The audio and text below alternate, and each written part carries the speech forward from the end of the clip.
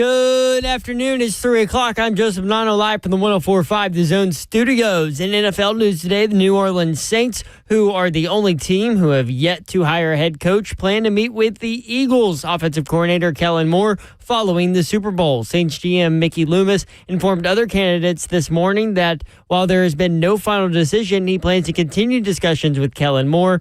Moore has been working on his staff, and he can't officially be hired until after the Super Bowl. The Bucs are promoting Josh Gizzard to offensive coordinator. Gizzard spent 7 years with the Dolphins before joining Tampa Bay last year as the pass game coordinator. And the Jets are hiring Lions pass game coordinator Tanner Engstrand as their new offensive coordinator. Engstrand, who has been with Detroit since 2020, will now take charge of the Jets offense under head coach Aaron Glenn. This weekend in college hoops, number 8 Tennessee looks to end its two-game skid at home versus number 5 Florida. Tip-off is at 11 a.m., which is when you can catch the Vol Network coverage of the game right here on The Zone. Number 1 Auburn on the road versus number 23 Ole Miss. Tigers looking for their 8th straight SEC win. Tip-off for that one at 1 p.m. And number 24 Vanderbilt plays its first game of the week on the road versus Oklahoma. Tip-off for that one is at 2:30 on the SEC Network. For your foundation repair and waterproofing needs, you need to visit USSTN.com. Breaking news at once in your home for the Titans and Vols. This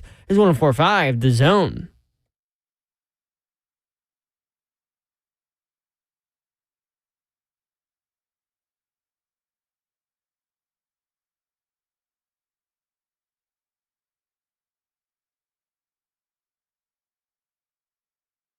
Three at 104.5 The Zone Friday edition. Brent Doherty with you on a beautiful day in the Music City. I hope you're having a great Friday. Weekend is here, y'all. Babsy is ready. Heck yeah, I am. Happy Friday. What up, Babsy?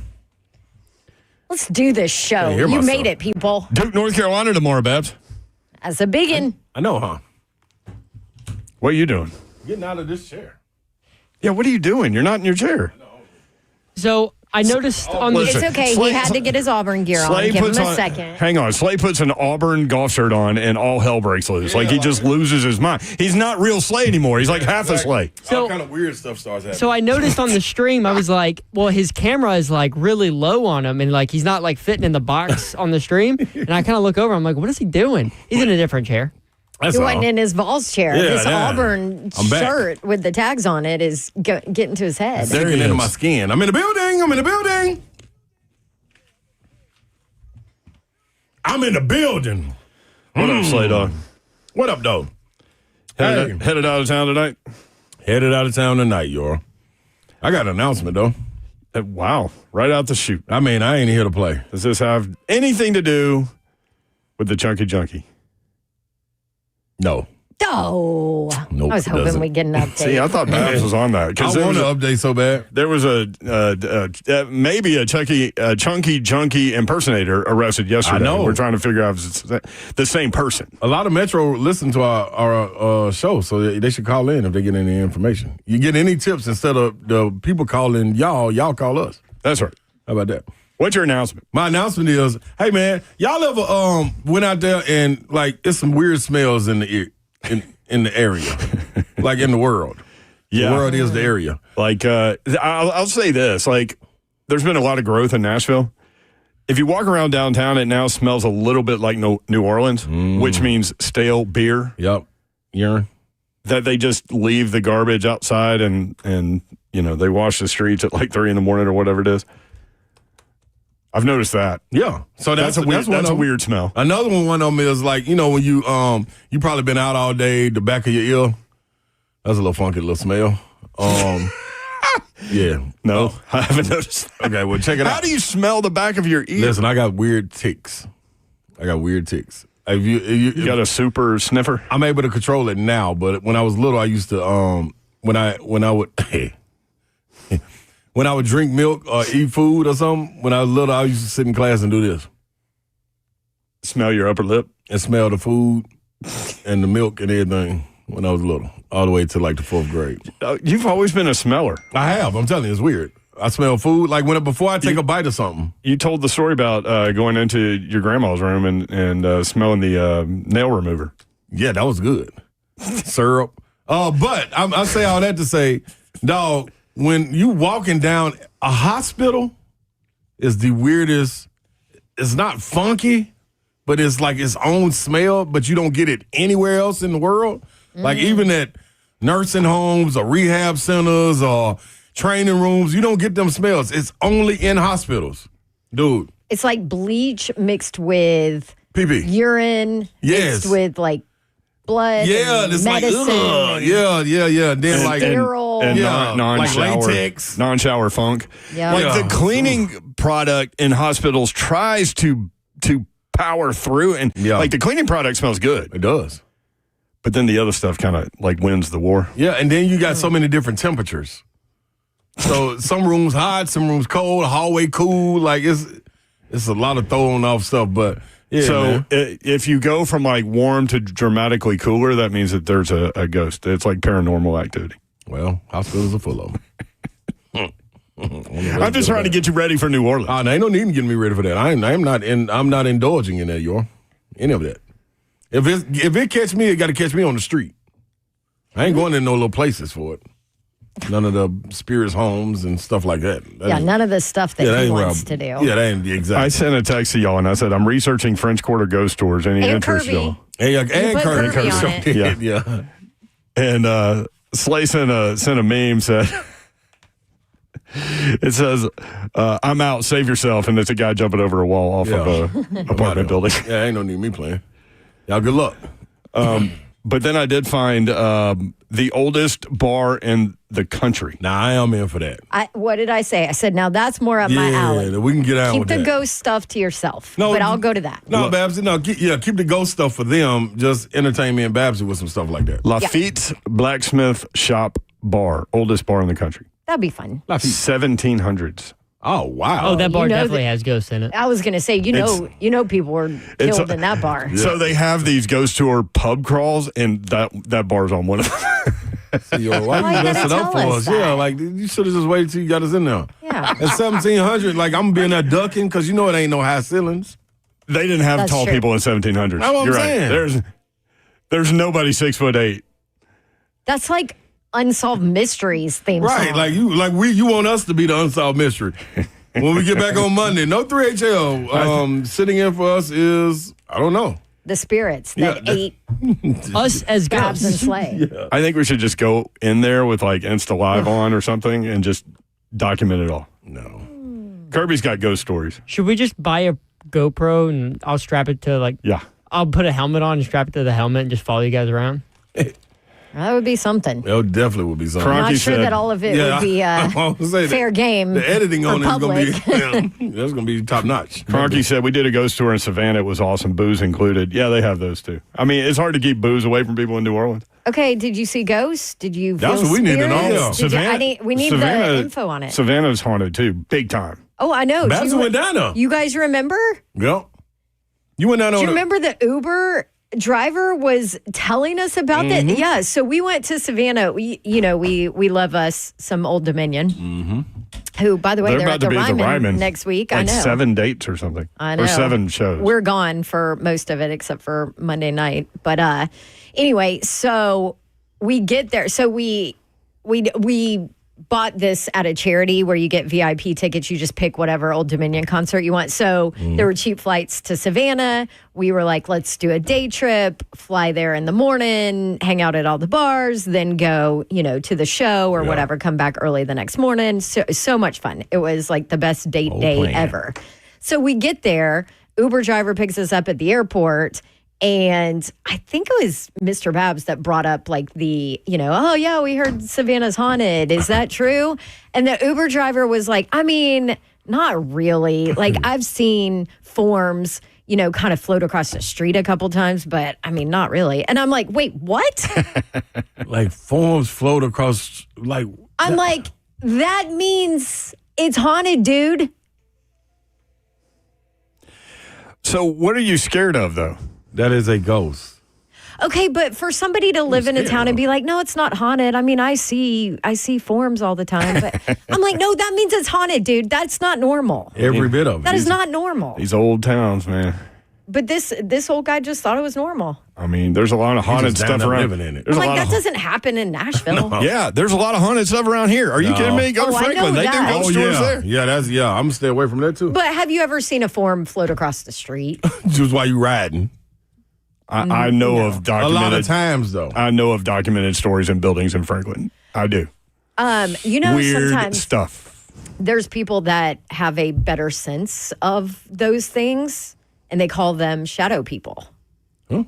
Yeah, like kids sometimes Oh, like 6 have that sense. And yes, exactly like the movie, and they'll call them shadow people. Like I have a friend's mom who was talking about it, where her daughter was like, "Oh, the shadow people were with me last night." And her mom was like, "Well, what do the shadow people look like?" And she's like, "Oh, they had big fancy dresses on, but they were nice." Why are y'all looking at me like that? No, because see, But like seriously, it's- some people have that sense. It doesn't scare me. I don't know why. No, I mean that ain't scaring me because it ain't dealing directly with me, but that little kid or that mom, our relationship, it ain't gonna be the strongest. But if you were in a room and there I were, gotta get away from for you, example, Shadow Ready to people. shot people. there were a bunch of like couch pillows all over the couches and chairs and stuff, and you left and you came back 5 minutes later and they were all stacked to the ceiling. Would that freak you out? Dog. Why was it like this? That's happened. Listen, Did it happen in your house? No. It's some games that shouldn't be played with me. That's one of the games. Because it's nothing for me to figure out. Yeah. There's nothing for me to call for. I don't need no help. I'm out. Peace. I'm gone. Somebody stacked the pillows? I don't belong here. I get on out of here, go to the next room. Right. But you or could- I'm like, there's a human in here Yeah, that like, has what- yeah, broken in who's- the yeah, house. who's like, playing around? We gotta find him. That'll be the first thing. You Who's could deal, playing around? You could deal with like a potentially haunted bar though, right? Because it's a bar. Yeah, that's I we're get okay. fried, you know. And there's like a lot of people. Yeah, everybody fried. The people in there are probably spirits, and we just on spirits. So our buddy Arlo, who messes around with scoreboard, and you'll see him at scoreboard, and he'll have like a white styrofoam cup with a bunch of Tito's in it. Mm-hmm. He texts me, he goes, "Take me, I'll straight up get disruptive with some ghosts. I'll have them drinking out of styrofoam cups." See, there's people like that that live for this. See, Arlo's one of them. Thomas in our chat, check out the hospital in the French Quarter near Bourbon Street, and you will see orbs. Tell me why though. Yeah, how you see orbs is you Because What is it's an orb? spirits. What's an orb? you take pictures, and then if you see like a beam of light in your picture, that's an orb. You don't necessarily see it with your eyes, That's but a you can spirit. take Okay, pictures. so that's what I'm saying. When I'm saying, tell me why would I want to go there and do that? Oh, That's what I'm saying. I'm with you. Yeah, okay, I believe you. Good job, Thomas. Now we're about to check all our pictures from Super Bowl. Yeah, I'm telling you right now. Let one. Yeah. We're Karen going sa- to check them all. Karen Reeves says if the ghosts get y'all in New Orleans, Chunky Junkie will host the show with Kirby. No, Oh, my God. Chunky Junkie may be a ghost. Marshall, the belt, maybe. right. She just flat out disappeared. I've never seen anybody flip twice and without a scratch. All right, y'all. If you see a pistol just kind of floating through the air, That's Chunky. Chunky. that's Chunky Junkie. Run. Marshall says the Belt Witch is the only ghost with an official U.S. death certificate. What does that mean? Adams, Tennessee. We've talked about doing shows up there. No, you talked about have talked about shows doing today. shows. I don't know why you keep including us on these shenanigans you got I going don't. on I've with heard ghosts. way too many stories Yeah. from people I know about that Man. place. And then you messed me up the other day. I mean, not the other day, but last time when you talking about they came back with the rocks. Yeah. They had to mail the rocks back. People steal the rocks, Out of the cave. and then crazy stuff happens, and they mail them back. It happens. They should have to keep them. All of this is true. Right, but you wow. You want to go down there and play with them people? Look, been doing. everybody's saying, don't talk about the Bell Witch. We talk about the Bell Witch all the time. Listen, I Bell do. Witch, it's him. Yeah, thank you. Yeah.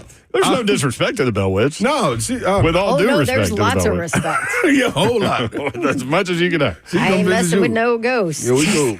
All right, Thanks, Ray Gary. Parker No Jr. ghosts. All right, 3HL underway. Zach Lyons from Cover 2 with Zach and Blaine Bishop on 104.5 The Zone weekdays from 1 to 3. And the podcast Football and Other F Words will join us next from Mobile. That's Zach Lyons next, 3HL.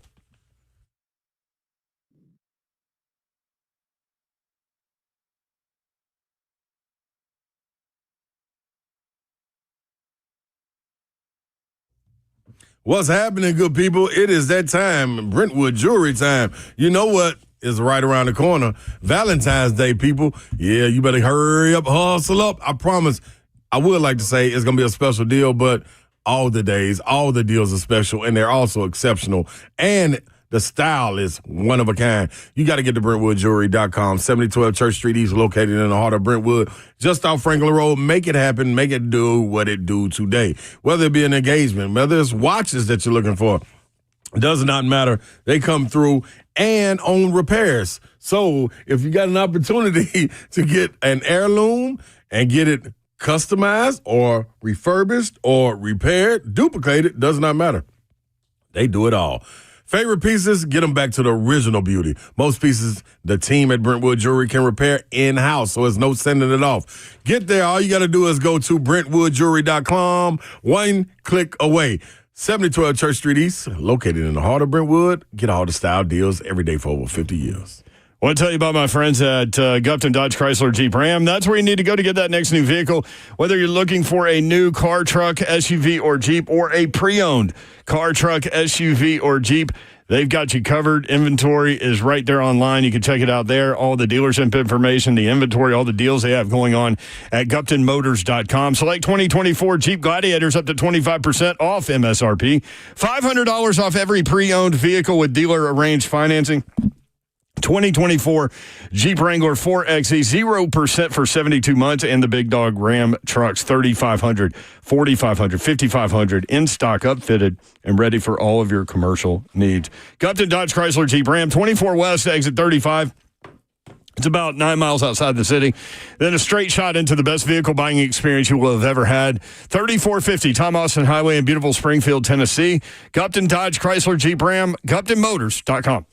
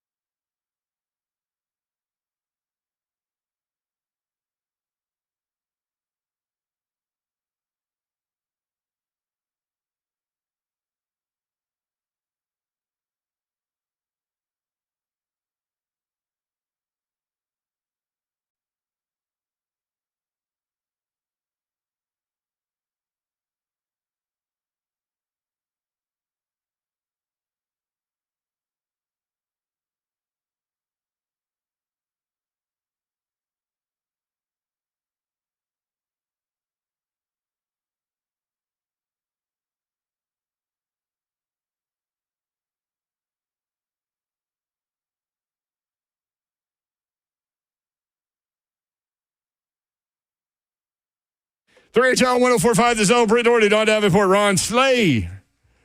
Executive producer of 3HL is Zeph. What's up? We are headed to New Orleans, the most haunted city in America, next week. Do you think the New Orleans Convention Center is haunted? Because that's where we're going to spend most of our time. Dog. I think we'll be okay there. I was looking at Brennan's is the most famous New Orleans restaurant, but they're booked out for private dinners and stuff all week. So we can't go there. I went there as a kid. My grandparents took me there, and that was the first time I experienced Bananas Foster. Dog. And so Bananas Foster, they light it on fire or whatever. So I'm a little kid. I hadn't seen that before. We're at Brennan's in New Orleans. They do it. I was like, fire! Like, I yell fire in the thing. And my granddad, couldn't have been quicker to put his hand over the top of my mouth. Hey, man, you done That's amazing. creep me out. Bro. I know. I'm Bananas Foster scared me. The 13-year-old just texted me. Our backyard is haunted, trust. I'm like, okay, is getting is this weird, teenager talk? Trust, by the way? I Trust, don't even for know what sure, a that means. 13-year-old Why would this be going on when we finna leave? Yeah, he said him and his buddy Jack know. When they watch TV out there, if the remote's on the counter, the TV turns off, the fence will start to shake. I'm like, okay, great. Now I'm never going into the backyard again. Awesome. My grandmother passed away, and I took her television. I took her television, put it in one of the rooms in our house or whatever. And that TV, no lie, immediately. This had never happened because I would go over and watch TV with her all the time, just to spend time with her or whatever. And this had never happened. But hook it up in the house, it turns on and off whenever it wants to. I let that go for like a week, and then I threw it away. That was the smartest thing you ever done, yo. Nope. Get rid of the TV. 615-737-1045. You can watch the show live, YouTube, Man. Facebook Live, Twitter, and Twitch. Twitch, please. Eric, the Hermitage is reportedly haunted. Cousin Roger says, I worked at the Hermitage, definitely haunted. I've heard that too. Cousin Roger says, should I call in with the story? Yes, 345. Call in, Roger. We'll go down to Mobile, Alabama. Zach Lyons is with us from Cover 2, 1 to 3 weekdays on 104.5 The Zone and Football and Other F Words, the podcast. Zach, what's up? How are you? Doing good. I don't believe in ghosts. Am I the weird one of the group that I don't believe in ghosts? If you've hung out with me I a don't little want bit, to. you would. Yeah, I Yeah. don't want to believe in them, but it's like too many instances is making me believe in them. that don't involve me. Now, is this your all's? Who is this? Anybody's first time going down to New Orleans? No. No. Kicking it. I was about to not say, kicking it, my working. biggest advice to you guys: no test tube shots. Never take any Who of was those that? test tube shots that they bring around. Ugh. Oh, ain't no telling what's mixed in there, huh? You took one and blacked out? No, one of my friends, he turned around on our first trip down there back in, D'Angelo Williams was playing for the Panthers, and that's why we went down. Oh. And we went down there, and he turned to me and said, whatever you do, do not take the test tube shots. And I said, okay, I won't. So I'm drinking beer at the bar. These girls come up, they got the little, tray filled with test tube shots. And I said, no. They go to him, and he buys like 5 or 6 and takes all of them himself. Oh, no. And then he's throwing up later because it's pure sugar and alcohol. Yes. So, it just keeps you up and does not make you feel good. Don't worry. Yeah. No test tubes for us. No, you ain't got to worry about that. Everything's straight for me. So in Yeah. New Orleans on Bourbon Street, they use horses to clear the crowd a little bit because, I guess we went and when I was at Tennessee, and we went during Mardi Gras, so there's 1 million people on Bourbon Street, like literally, and you cannot control where you go. Basically, like it's a current, like you're in You gotta water. go with it, yeah. Yeah, so they have these, like the mounted police, like take the police in the middle of Bourbon Street and then just start spinning them. And so we were trying to find our friends. This is cell phone. Yeah. So we're going to a specific spot at a specific time. And I go, oh, there he is right there. And I look and they start spinning that horse. I mean, the butt of the horse hits my friend, knocks him down to the ground. And by the time we get there, he's sitting on the sidewalk, just holding his head like he's got a concussion. Yeah, he I'm got like, a you rock. just got hit in the head by the ass of a horse. Yeah, that's pure muscle. Promise you that. Zach, what has stood out to you at the Senior Bowl? I know it's been a busy week.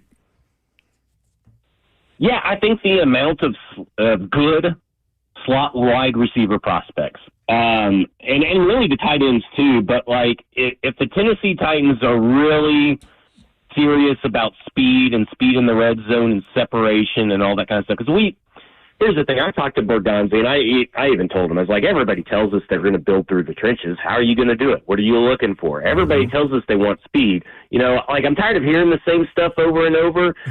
So if they're really true and really want it, this is the group to pull from. I mean, Xavier Restrepo, not about speed, but he generates with technique, separation with technique. And he was getting open in the back of the end zone so many times. It was insane. Kyle Williams from Washington State he didn't really have many wow plays, but he was a consistent performer. But it has been about the speed in that short intermediate area. Tez Johnson, I don't think he had a defender on him that was 5 yards close, even sniffing him. Like, I mean, he was constantly getting open. So there are guys that get separate with speed, separate with technique, have different body sizes and types. There's a pick your flavor kind of element to the slot wide receivers, and so they shouldn't have. I would be very surprised after my conversation with Borgonzi on Wednesday that they didn't walk away with one of these guys, or possibly LeJontay Wester over at the Shrine Bowl, who was doing similar things, because this seems to be what they're zoning in on right now, is like they need to build speed. And if you look at what Kansas City traditionally drafted, you're talking Mecole Hardman, Xavier Worthy, Tyreek Hill, and then they even signed Hollywood Brown. They kind of have a type, and there's a lot of guys that down here that kind of fit that type.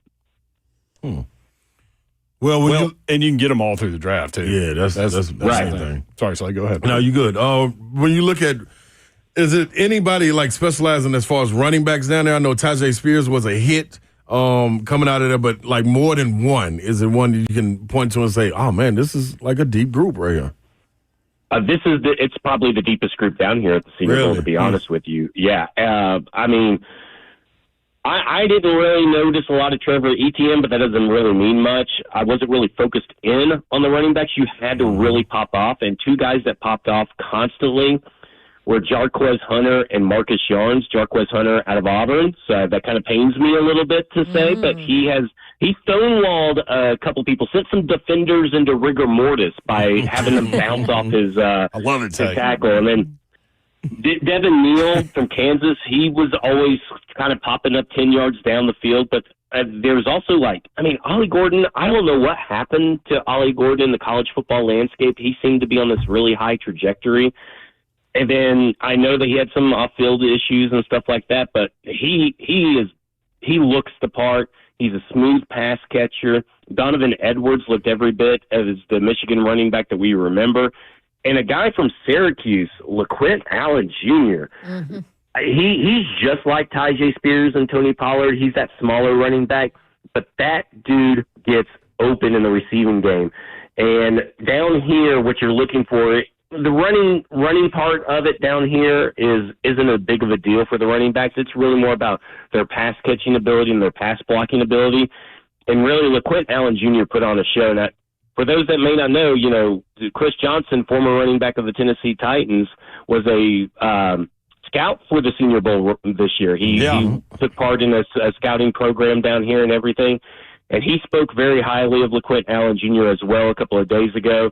So I've been very impressed with all the running backs. It would be, besides those that are down here, the other ones that didn't even make it, it's just filled with them. I would be very surprised if they couldn't find a running back that complemented what Tony Pollard and Tajay Spears may lack in size and come away with someone. Not necessarily in the draft, but maybe in the 6th or the 7th or even an undrafted free agent.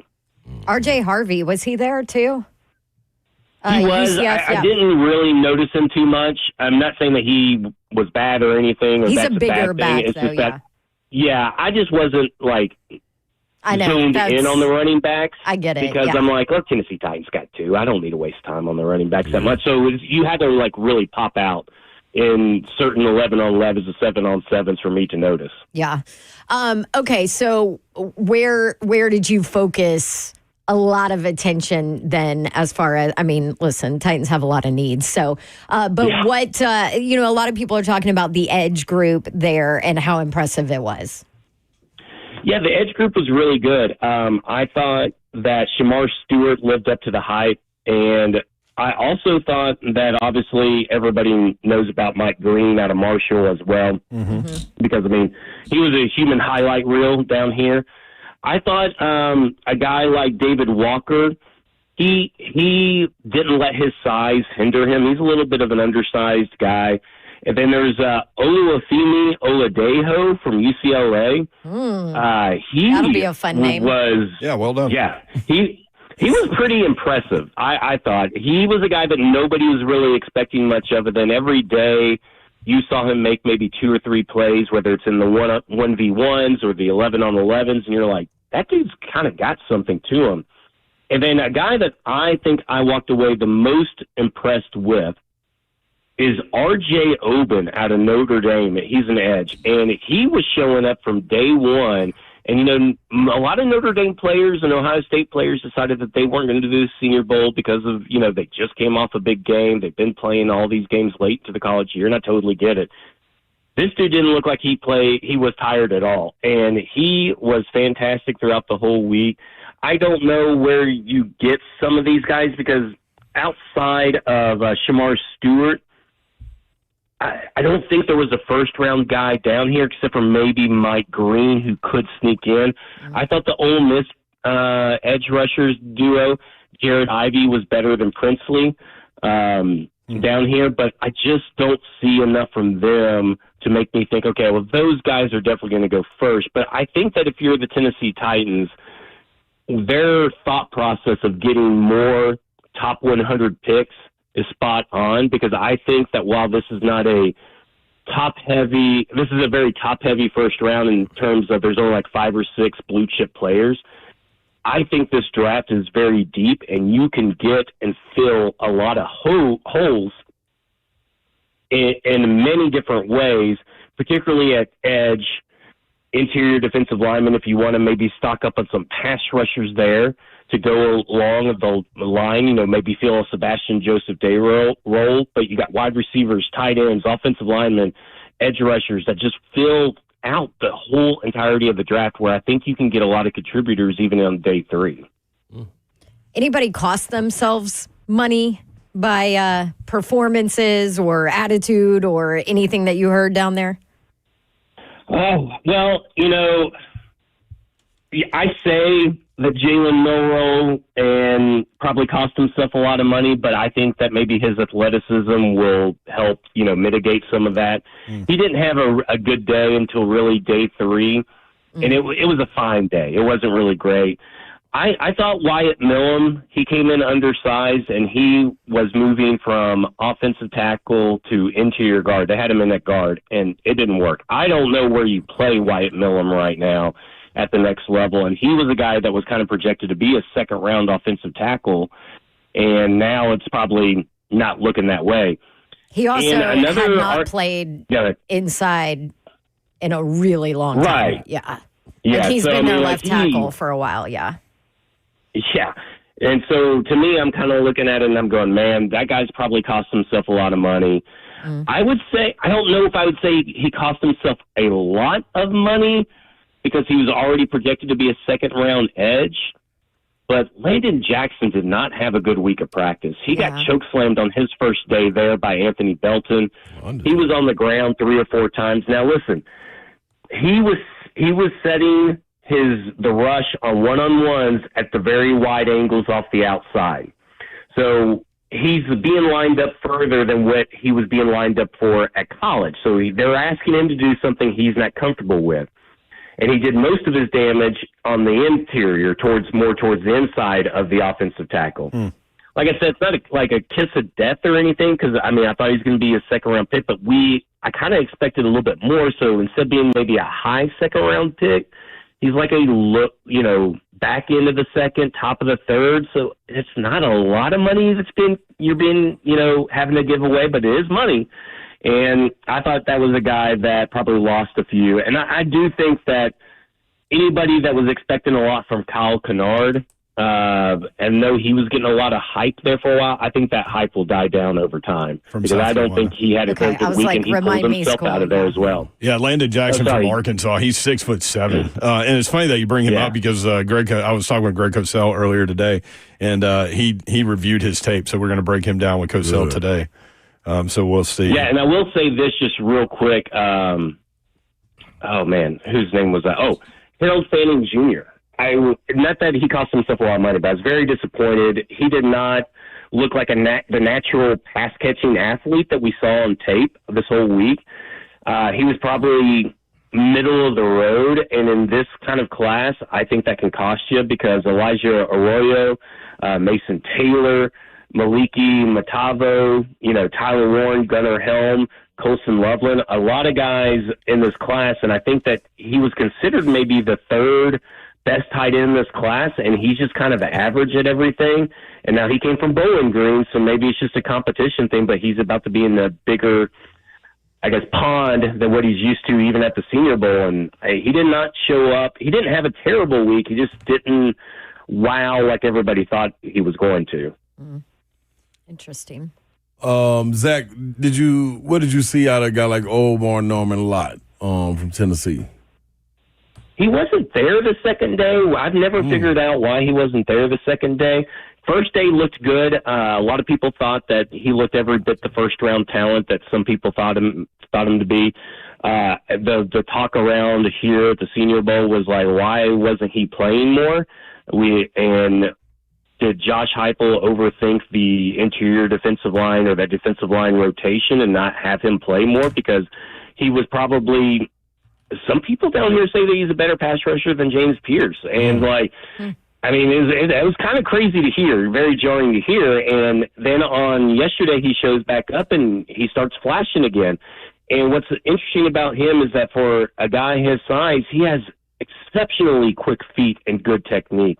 And I think that's why a lot of people are confused as to the reason why he didn't play more for the Tennessee Volunteers. And so I think that's a guy that you could see, these playoff teams, maybe not the Eagles necessarily. Of course, they just love their defensive linemen in the first round anyway. But, this is a kid that's going to make it onto a playoff team and going to make some noise in the right defense. I could see him going to the Detroit Lions and being paired with Aiden Hutchinson and then just having a dominant pass rushing duo on that defensive line. I think there's something to Omar Norman Lott at the next level. I just think he's also going to he's going to land in a very good spot for him to land as well because of the playoff teams that are probably going to be looking at him. Yeah, it's interesting. I saw, I don't know, 3 quarters into the season, PFF grade on Omar Norman Lott that he was number 1 in pass rush efficiency or whatever the analytics stats that they use are. And he said he's going to have a great pre-draft process. So it'd be interesting to kind of follow his path. I can totally see that. Yeah. Zach, appreciate you, man. People can go to Football and Other F Words podcast to hear all of your reporting from down there and your conversation with Borgonzi. Yep, and it's also on they can watch we clipped off the Borgonzi interview over on the 104.5 Zone YouTube page as well, so they can go over there and watch it as well. Perfect. Thank you, Zach. Appreciate you, man. We'll see you in a little bit. No problem. Zach. Thank you, guys. Zach Lyons from Cover 2. You can hear Zach and Blaine on 104.5 The Zone weekdays from 1 to 3. Got a weird story out of the NBA that may or may not be funny. Whoa. Oh.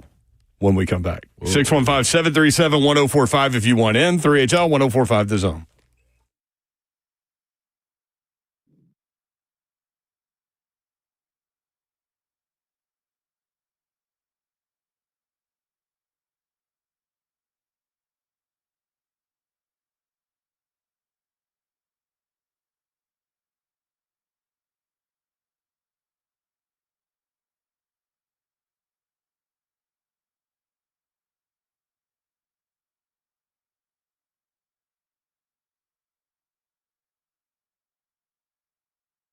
Are you looking for something to do this weekend? I've got an idea for you. You can enjoy college hoops this weekend with the Belmont Bruins. Women's basketball hosting Murray State on Saturday and the men's team hosting Evansville on Sunday. Tickets start at just $10. You can visit BelmontBruins.com for the schedule and for ticket information. Again, the women play Murray State on Saturday. The men play Evansville on Sunday over at Curb Event Center.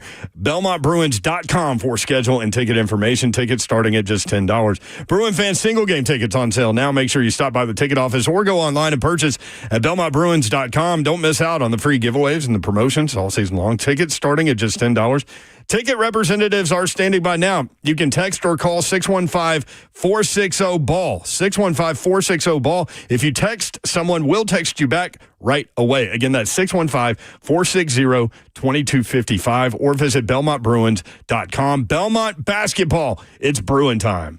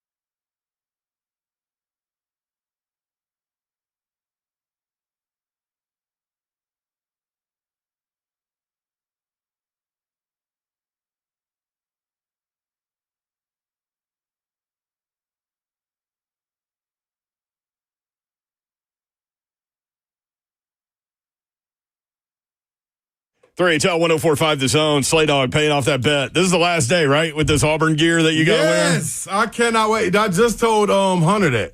I was just talking to Hunter. I went downstairs to smell what the money smelled like. And him and Dave both. And Wendell. Wendell is an Indiana alum. Did you know that? He's rocking the Indiana shirt. I did not know that Wendell went to Indiana. Yeah. So, Hunter was like, that seems like a bad joke, but that was a great bet for Those are our business development specialists downstairs. If you want information on how to partner up with us, you can call Zeph. I don't know. I just made it up. No, that sounds real good. Like business development specialist. I mean, forever you just call them salespeople, but Business development. That sounds so much better. Seriously, I tell this to people all the time. Look, we have a lot of fun telling jokes on the radio and hopefully having a good time and having great conversations with people and guests and listeners and all this stuff. Mm-hmm. But ultimately, like, our job is to help you grow your business. So if you're a business owner out there, we can talk with you about how we can get that done, because let me just tell you, and you probably know if you listen to this show, 3HL listeners, all the shows on the zone, very, very loyal people. Yes. And they support who support us. So if you want more information, holler at Zeph, 615-737-1045, and he will get you information and get you in touch with the right people. So I had this down to tell y'all as a may or may not be funny. Okay. Playoff words, may not be funny. And Slay said, I told Slay, I said, I don't know if this one's funny. It's funny to me. And he goes, you say that every time. Every single time. But usually it's audio, and this time it's not audio. So this will be... Your batting percentage is pretty high. 1,000, I would say. Is it 1,000? I don't think we've missed. I don't think you've missed. I think it was one. I think there was one that we were kind of like, meh. Oh, there was one? Yeah. All right, I don't you're at like remember 993. it. Yeah. Thank you. It's pretty damn good. Good job, Mayor. Well, this one might bring me down.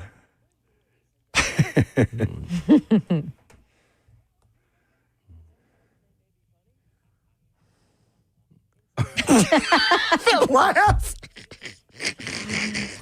That sounds like a laugh we're going to hear at that bar in New Orleans. Like, why are they laughing? We're going to walk in, we're just going to hear that laugh. Ha, ha, ha. I love that laugh. Speaking of score, you guys ever look at your Uber score? Mm-hmm. Yeah, and I don't understand why mine is not 5. Like, who docked me? I can't believe that yours is not 5. Now. Actually, I do. No. I mean, I do know. I don't know why it's not low, but I do know there was one that yeah. Slayer, you good? Sorry, he was drinking water when I said that. Yeah, that got me. They got choked up. There was one. You know that. Bab's saying that she doesn't know why she's not a 5 on Uber. Yes, that was a good one. You know that Dixie Chick song, and then we'll get to you, Mayor. Earl Had to Die. Earl Had to Die. Yeah. Yeah. Right. Yeah. Anyway. No. So that song randomly was on when this was back when Higby, my roommate, lived with me. Yeah. And, we enjoyed our single life. People thought y'all were wives. Oh, yeah. But anyway. Seriously, they would send Christmas cards to both of them. Yeah. One Christmas card to both of them. Whenever I found Mr. Babs and we got engaged. When I found him. Hey, is out here wandering? My brother was like, oh, wow, that's great. I thought you were a lesbian. With Higby. I'm like, no, but thank you. Well, now you're married with a kid. She's married with a kid. Everything's. I know. How about it? So But what is anyway, your Uber rating, though? Yeah. Like 4.2. Oh, I'm killing you. 4.2. I know. I don't know why. You dropped some more But I then. will say on that night. Mine's low, but geez. I'm hiding all y'all. I know. I will say on that night, like that night might have way dropped us because we had a lot to drink. She had just gone through a divorce. Goodbye Earl had to come on, so we just had like So like, you sang it was loudly. we had a realistic conversation about Men?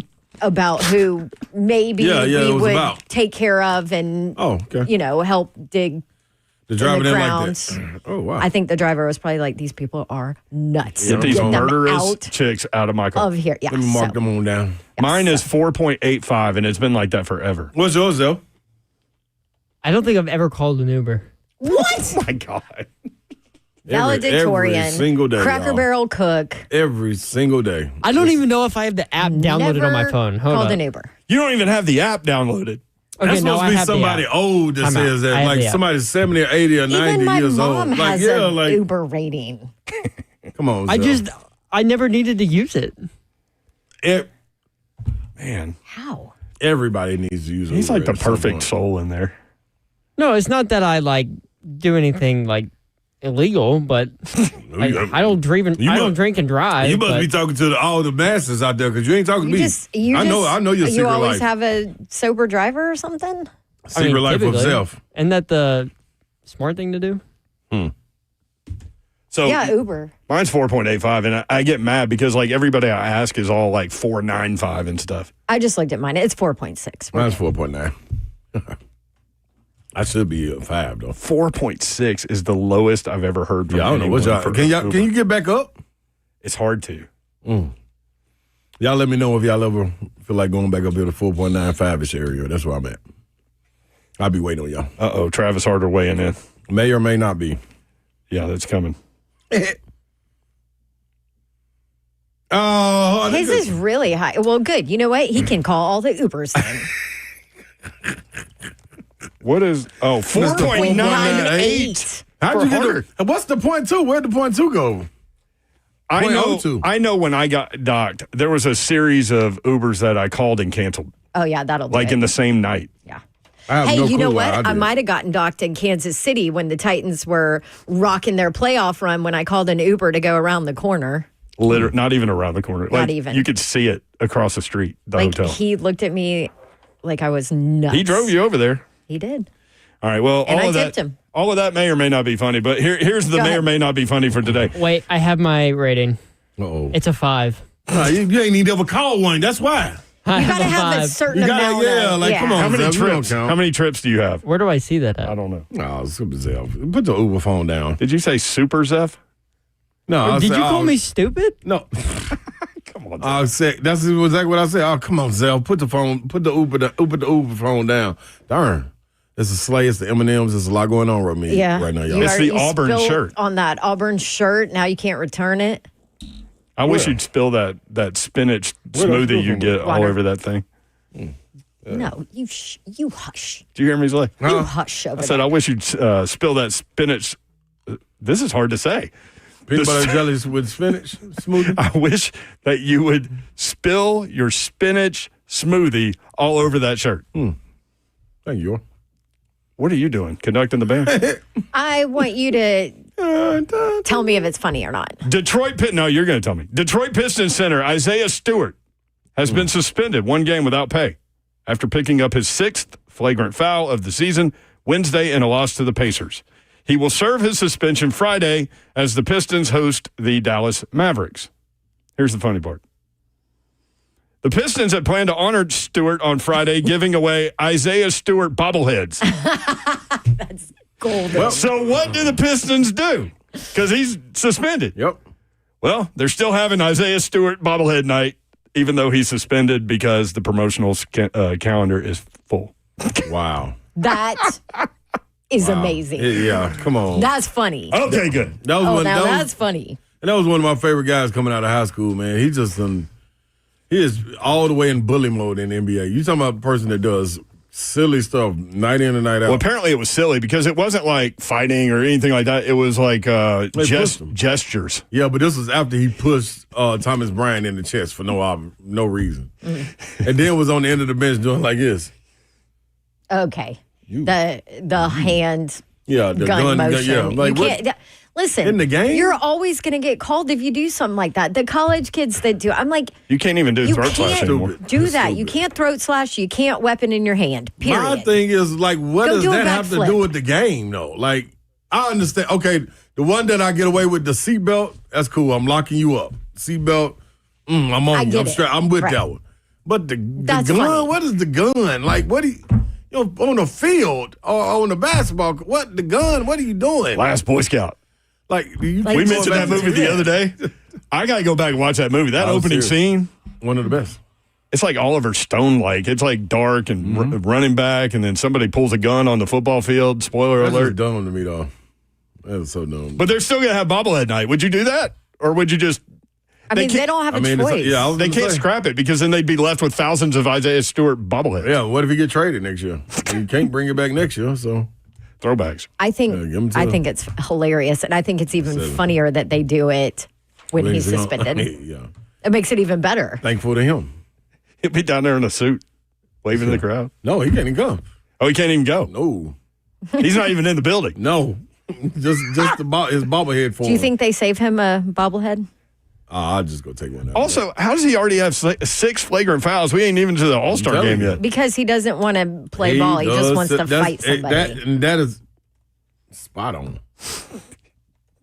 She hit it on the head. That's it. Mm-hmm. That's it. It's wild. Watching.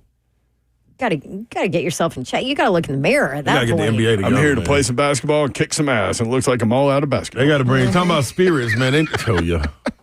They need to bring the spirit of David Stern back to get the league in check. Oh, I'm glad you brought that up because I'm going to bring. I wrote this down to bring up yesterday, but I want to get your take, and we'll do this in a little while. NBA Commissioner Adam Silver has floated the idea of making quarters 10 minutes instead of 12. I saw that. Which, from a minute per year standpoint, takes the season from 82 games to 68 games. Theoretically, this would be 82 games, but from a minute standpoint, 8 minutes that's a lot of time. It's almost a whole another quarter. Yep. As a basketball person, what do you think? I love it. Yeah. I'm cool with it. It make it. I mean, the same our as salary's college. going to stay the same? Probably, right? Oh, yeah. Yep. That's Well, collectively But bargained. them little minutes that you out there just lollygagging, like we'll come back in the second quarter. We cool for 4 minutes in the first, down 16. Like them minutes count now. Can't play around. Will it make the product better? It should. Ooh. It I'm should. all in for that. Fewer maintenance days. That too. You break. So-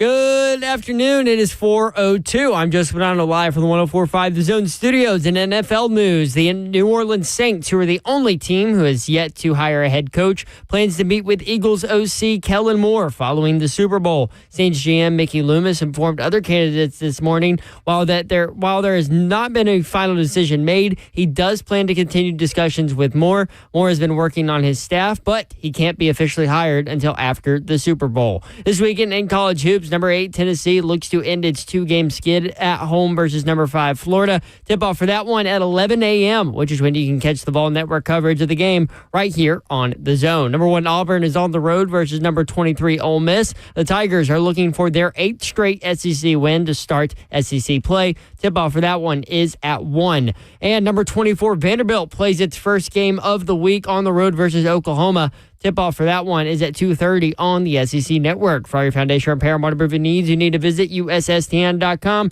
Breaking news at once in your home for the Titans and Vols. This is 104.5 The Zone.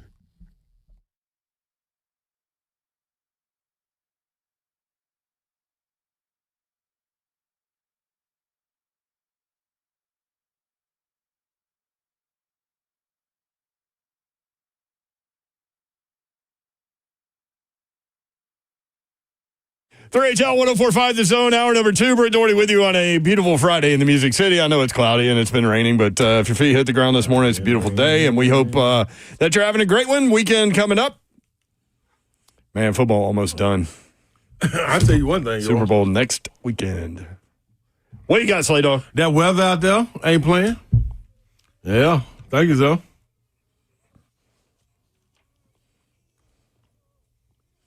Car ain't got no roof. Does car have no roof yet? It can have one. It can have one. Oh, my car? No, just in general. Oh, no. I just know you've been saying that. No. Roof is intact. What are you going to do? Are you going to buy another car? I don't know. Yeah, that's that Nissan. It couldn't be more totaled. I just totaled out. Oh, it's gone. It's a done deal. He done. Yeah. It looked like it went in through it got caught in the trash compactor that Luke Skywalker and Princess Leia were in, but didn't get out. Yeah, I know you will until they squeezed it. Yeah. That's what happens when the crack lady rolls it twice on Nolensville Pike. Absolutely. Yeah. The Chunky Junkie? Chunky Junkie. Yeah, Chunky Junkie. But that weather, my people, that weather is dying for somebody to play around with it. Let's be real. All people are your people. Absolutely. I think we're all three in that category. On fire, baby. Right, Babs? Yes. Mr. Adlib. That's right. Babs is a woman for all the people. Unless you piss her off. Yeah. Not sure if that's a true statement over there, Mayor, but that's all right. We'll go with it. You're good with someone until they piss you off. And then I'm done. You can watch the show live, YouTube, Facebook Live, Twitter, and Twitch. Twitch, please. And if you get a message from 104.5 The Zone, that's Dawn. I always sign my name. I don't want 104.5 The Zone to be liable for my comments. Yeah. Or you to be liable for your comments. Oh no, I'll own them. She'll carry them. Producer of 3HL, the executive producer of 3HL is Zeph. What's up? What up, Lil Zephyr? Not much. How are you? Slay Dog. Yes. Last day for the Auburn gear. This is the last day, and it can go back in the bottom. Do you have to walk through the airport in that Auburn gear? No, that's just for the show. Oh. No, that had nothing to do with the bed. Could you see him going through security with the tag on his shirt? Everyone be like, dude, you No, everybody be like, because everybody knows Slay at the airport, and they'll be like, Slay, why you got Auburn gear on? No, they already know. Yeah. They do know. But this is just for the show. Once this show is done at 5:58, 7, 6. Either one of them. 5:55. 5:55. I knew I was getting close. This shirt goes off. Back to the bottom drawer. It's lucky if it makes it home. Hey, now you might need it again. I did see. So Does Tennessee play Auburn in football next year? No. Oh, I was watching. Is it the year after? Yeah, it got to be. It's not next year. It's been forever. Oh, actually, they changed all the. All they did was flip. Yeah, all they did was flip. Yeah. Okay. So it'll change around whenever they figure out how they're going to do the schedule moving forward. But they're going to do it the same way next year. But I told y'all I was going to watch the East-West Shrine game. Yeah. What'd you think? And so in the second half, I made it through halftime even. Like, second half, they're like, Peyton Thorne's going to play in the second half. I'm like, oh, I'm in. You bet on it? No. He texted me. So then I text y'all and say, Peyton Thorne's in the game. And right after I sent that text, he fumbled the snap, threw the ball underhanded as he's falling backwards toward a wide receiver. It didn't get intercepted. It fell harmlessly to the ground. But I was like, that's the kind of stuff Peyton Thorne's doing right there. See, that can get you first pick in the second round. He fumbled the snap. Oh, Levis. There he is. Will Levis. There In he better is. days during the offseason. I got somebody I want to ask you about after, though. I'm guessing Will Levis will probably not come on our show again. What do you think? Well, I don't think he might not go in any show. Why? We've been fair to him. He didn't play well. I know, but I don't think he's going. He's not going on anybody's Any show. show. Anybody, Yeah. 104.5 The Zone, broadcasting live from New Orleans, Radio Row. Next week, tune in as we talk with special guests. By the way, Zeph Dog has done an incredible job of basically booking our entire show before we even go. We've got some fun guests lined up and informative. One of my favorites is Kevin Harlan. Like, I love when an animal gets loose on the field and he calls it like at the 20, the 10, breaks it down, go to the 5. I just love listening to his voice. Like, Gosh, I he's incredible. Me Like, it's too. hard to ask a question. Like, dude, just keep talking. I don't care what you talk about. Just keep talking. Yeah, here's a book. Just read it. Yeah. Here's like, the other go. thing. He's always so humble. Yes. I'm like, dude, I Yes. almost retired. Was it last year or the year before when we had him on? And he told me I had a great voice. I almost Might have been. no, it was 2 years 2 ago. years ago. I almost retired Yeah. right there. It was Phoenix. Yep. Yeah. Like, what more do I have to do? I remember that.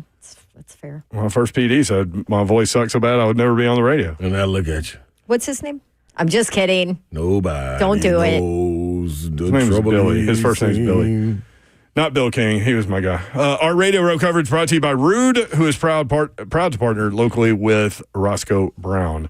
Tune in Wednesday through Friday. We'll be broadcasting live down there. Kirby will be down there. We'll have all kinds of stories. All we have to do is go out to dinner Wednesday night, and then on Thursday we'll have all kinds of stories. Oh, I did find out on Wednesday we will be done at 5:30 because basketball playing Missouri, I believe. Okay. More pot. So pregame coverage will start at 5:30. We'll take it all the way up to there. More time to rest. Okay. So 5:30, we're hitting the bars. Sure. There it goes. No more rest. You know, So much for you the know rest. our bosses are like, good Lord. Yeah, that's us, baby. Hey, Cannot listen, unleash these people in New you Orleans. live life at 100 miles an hour, and you do it at 100%. 100 for 100. That's right. And if there. you're chunky junkie style, you don't wear a seatbelt when you do it. How did she survive a rollover, multiple time rollover, and not drop I should have had a camera in my car. a drop of blood anywhere? I should have had a camera in my car.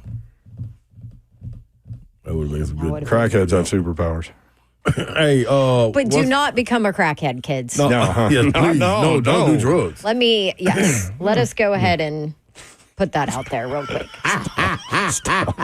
Hey, who was it? Frank in the chat. Frank says, "Slay, would that be a preview video of the arena changes?" Yes, there is one already out. Shout out to, hey man. See, I give my guy a hard time because I can't let up off of him. That's Zephyr. But man, Zephyr did a tremendous job. Came back in here and what we knock it out, Zephyr, in about an hour. Yeah, about an hour. Man, Zephyr not only was producing, Zephyr was directing. Nice. I was like, okay, Zeph, you do got a little ear and a little eye. Okay. So, got it done, sent it back, and it is out. It's out on YouTube. I think Savage tweeted it, and then everybody else tweeted it out. So, Okay, where I so saw tell it. us more. okay. You just want to play the video? Yeah, like How long is it? Well, we can play It's some. it's like 3 minutes. We can but- play some of it. Long. Play some of it. Okay, I'll have to find it. Oh, come on, Zeph. You Dude. put it together. You found our Jesse Jackson interview from 2012 in 5 seconds the Right. other day. Well, I know where it's at. I just try to pull it up. The it's about the renovations to Food City Center at Thompson Bowling Arena. Right. So how much do you know about what's going on? Oh, he went through it all. Yeah, they're is getting a new jumbotron, Huge. huge Over jumbotron. the middle of the court. A new sound system that people have been kind of not complaining about, but it needs to be It kind of Updated. rattles when it Updated, gets yeah. loud. Yeah, like come on, like let's DJ Sterling Pearl needs go to something these better. these other arenas. Like you need that, especially if you ever visit Texas.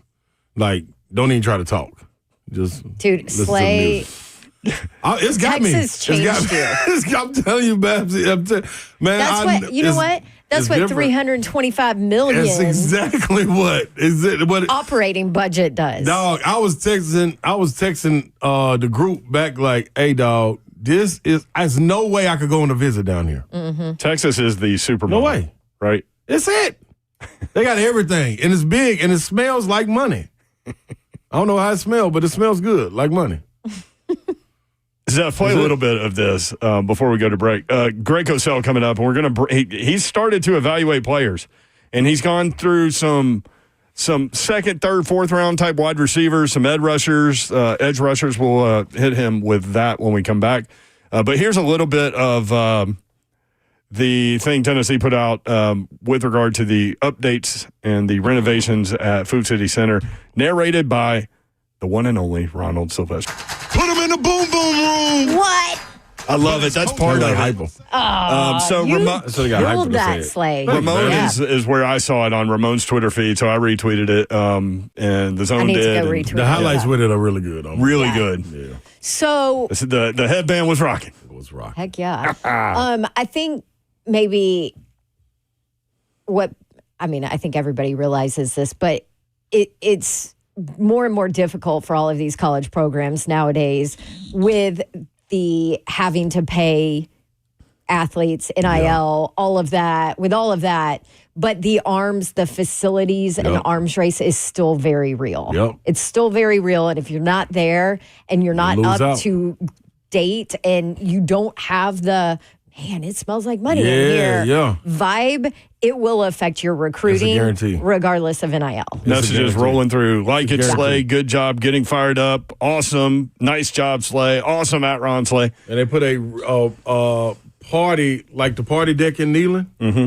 It's a party floor like level with 1,500 people can fit in there. Nice. Behind, on the riverside, behind Yeah. the basket. Yep. That's awesome. Very, very cool. All right. When we come back, Greg Cosell, we'll talk about the NFL championship games that happened, but we'll get into some of the players that he is evaluating, and including some of the SEC talent. We'll do that next. 3HL 1045 The Zone.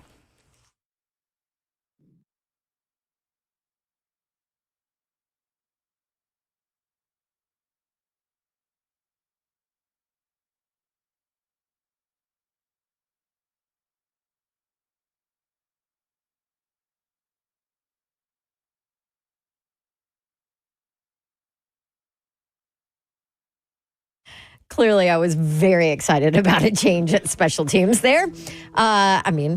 Aren't we all Titans fans?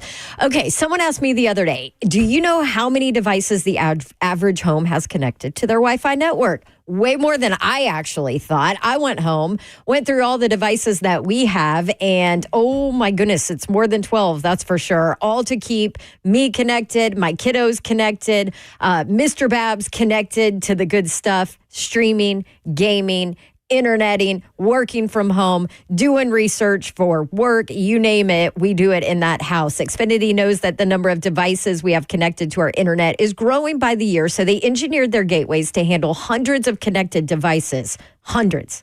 For real. Now through March 23rd, get Xfinity Gigabit Internet for $25 a month for 1 year with a 2-year contract and Wi-Fi equipment included when you add an unlimited mobile line. Only Xfinity delivers gig speed to the most homes. Visit Xfinity.com, call 1-800-XFINITY, or stop by and visit a store to switch today. Restrictions apply, not available in all areas, requires paperless billing and auto pay with stored bank account. $40 internet discount applied to mobile bill, taxes and fees extra after 12 months. Regular rates apply to mobile service. Internet rate increased to 65 after 24 months. Regular rates apply. Xfinity internet required. Reduced mobile speeds after use of monthly data included with your data option. Data thresholds and actual internet speeds vary.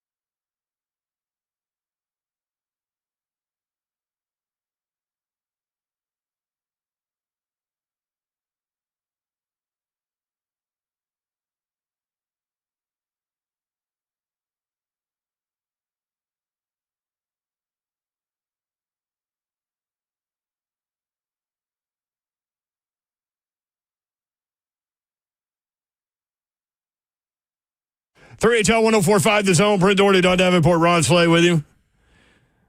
What's up, Doe? What's happening? Hey, happy Friday, people. Good Friday, people. Slay, you saw a good movie last night? I saw a phenomenal movie last night. One of them days. One? Because I was going to say I don't even remember the name. I know, so I wrote it down. One of them days is with SZA, the R&B artist, and Keke Palmer, artist, also / actor. Listen, dog, if you like the movie Friday, this is the women's version of Friday. I'm telling you. There's a lot going on, you said. Whole lot in one day. I'm telling you. I love it. It is. I love the premise. It's all that, y'all. All right. And it's going to be even better when it comes out on streaming. But go to the movies and see it if you can.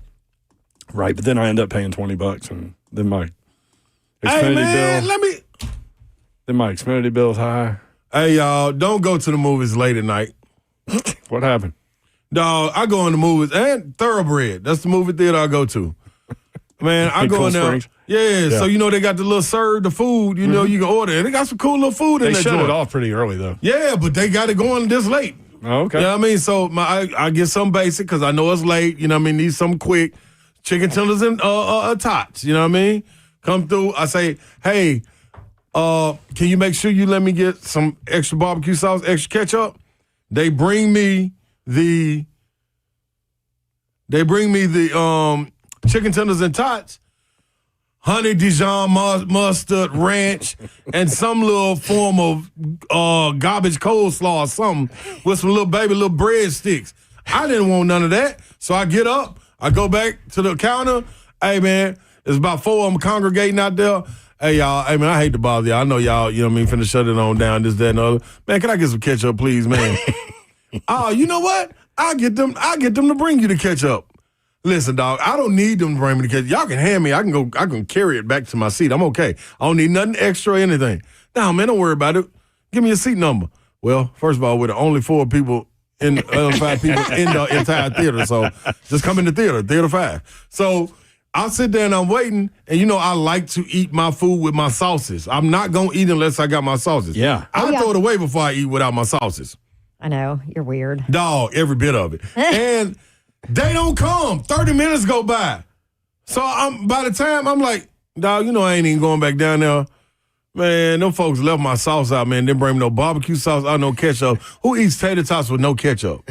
Who eats chicken tenders without no barbecue sauce? Like, come on, man.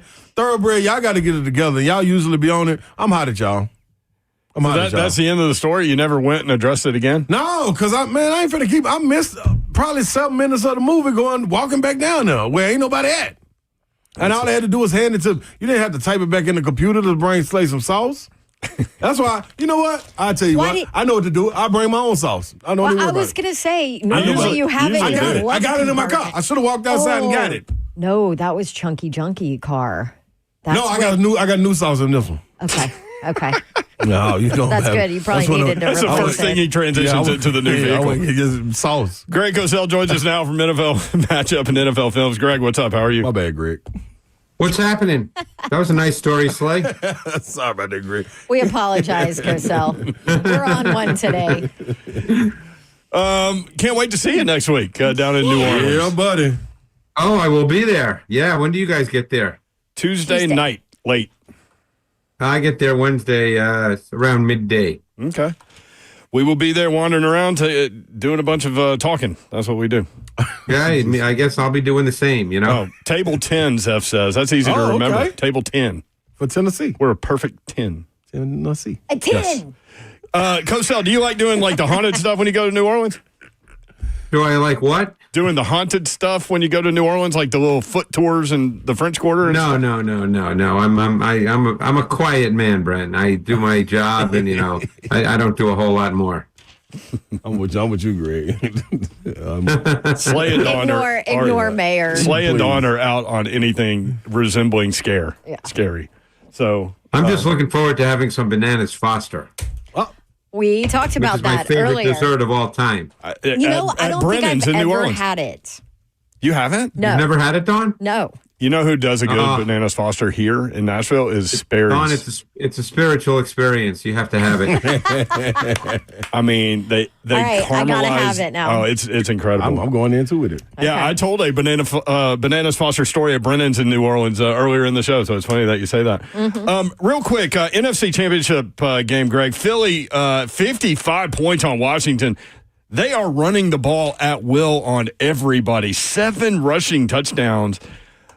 What's the key to their success there? And how much of it is O-line? How much of it is Barkley? How much of it is Hurts with the RPOs? What's going on with their run game? It's phenomenal. It all goes together, but their O-line, I don't know this for a fact, but I would bet it's the heaviest in NFL history. The main 5 guys, and I think they'll all play, weigh 1,688 pounds combined. I believe it's the heaviest in NFL history. And when you watch the Eagles, doesn't it just seem inevitable that Barkley's going to break one? I mean, this past game, it happened on their very first play. Think about it, guys. You're the Commanders. So you get the ball first. You go 18 plays. You eat up more than 7 minutes. Obviously, you would love to get a touchdown, but you convert 3rd downs. You convert 2 4th downs. You probably feel like, hey, we've sort of gained a little bit of control of this game the way we want to. And then, bam. The Eagles' first play from scrimmage, Barkley goes 65 yards on a really beautifully designed play. But one of the things they do so well is there's a lot of layers to their run game, Brent. They do a lot of different things that make it really difficult for defenses. I think most people think of the run game, Hurts is just going to hand the ball to Barkley. There's so many layers to what they do to move defensive people, to mess with their run support, to make the run support numbers favor the Eagles. So it's really a truly multi-dimensional run game, and there's no safety in this league that coming downhill that wants to tackle Barkley. We were talking about the long run late in the snow a couple weeks ago, where you can see him when he lines up and he looks at the defense and he starts smiling. You know what time it is. And then he busted like he's literally telling Jalen Hurts, "Watch this." And then there he goes. Yeah, well, I mean, they're kind of antithetical to the normal conventional wisdom that you have to get explosive plays in your pass game, right? Because percentage-wise, that's normally the case. But the Eagles get their explosive plays out of the run game, and that's why the whole conversation. Because you guys have heard it, I'm sure, even though you're not in Philly, but you've heard that for a good part of the season. Everybody said, "Oh, well, the Eagles can't get to the Super Bowl playing this way. They don't pass the ball enough. They don't get enough plays in the pass game." And you know what? Up to this point, that hasn't mattered because, they get their big plays in the run game. Now, the defense factors into that as well. They've got the number 1 defense in the NFL. And I would say that the fact that Jalen Hurts never turns the ball over is a huge deal. A huge deal. Because now, even if they punt, the other team has to go 75, 80, 85, 90 yards. And against that defense, that's really hard to do. Yeah, they're not giving up short fields. No. So the AFC Championship game, Chiefs 32, Bills 29. Xavier Worthy, Cosell, such an X factor, pun fully intended. 6 receptions, 85 yards and a touchdown. And ironically enough, Buffalo could have drafted him and kept him out of Kansas City, but that's neither here nor there. When you see this this iteration of the Chiefs offense,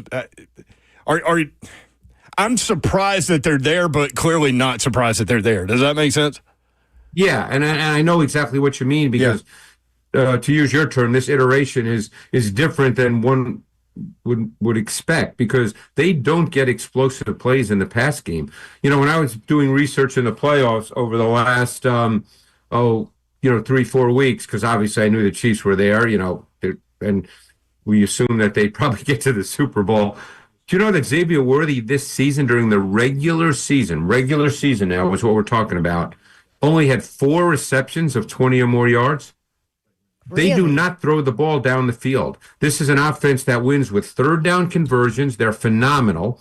And red zone, they're very, very good in the red zone. So, for instance, this past week, the Kareem Hunt touchdown that ended the first drive and the Patrick Mahomes touchdown in the 4th quarter, the touchdown run, were the exact same play, same formation, same play. The first time Mahomes handed it to Hunt, the second time he kept the ball, and it was the exact same play. But, Brent, you're right. This is not a big play offense. We'll talk more about the Super Bowl, obviously, when we get you on live from New Orleans on Radio Row.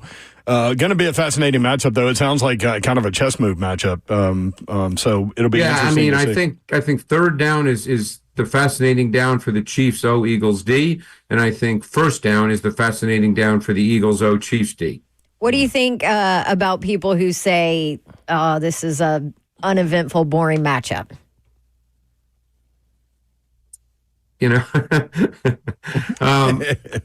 he doesn't care. I really don't know how to I know respond you don't to care, that. I mean, but you me, break it down with the specific matchup, so you can speak more. I mean, to I that think than, people definitely, in general, people out there probably have a little Chiefs fatigue. So to them, maybe Right. it's boring in that regard. The Eagles, because they don't throw the ball necessarily for a ton of yards, might not seem like an exciting team.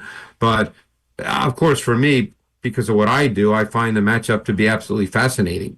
That's Greg what I Cos- wanted to hear, Cosell. Greg Cosell, NFL match. Yeah, Spags against that run game of the Eagles. I can't wait. NFL matchup, NFL films, at Greg Cosell on X.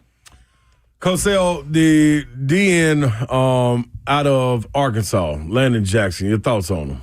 Oh, I've seen him.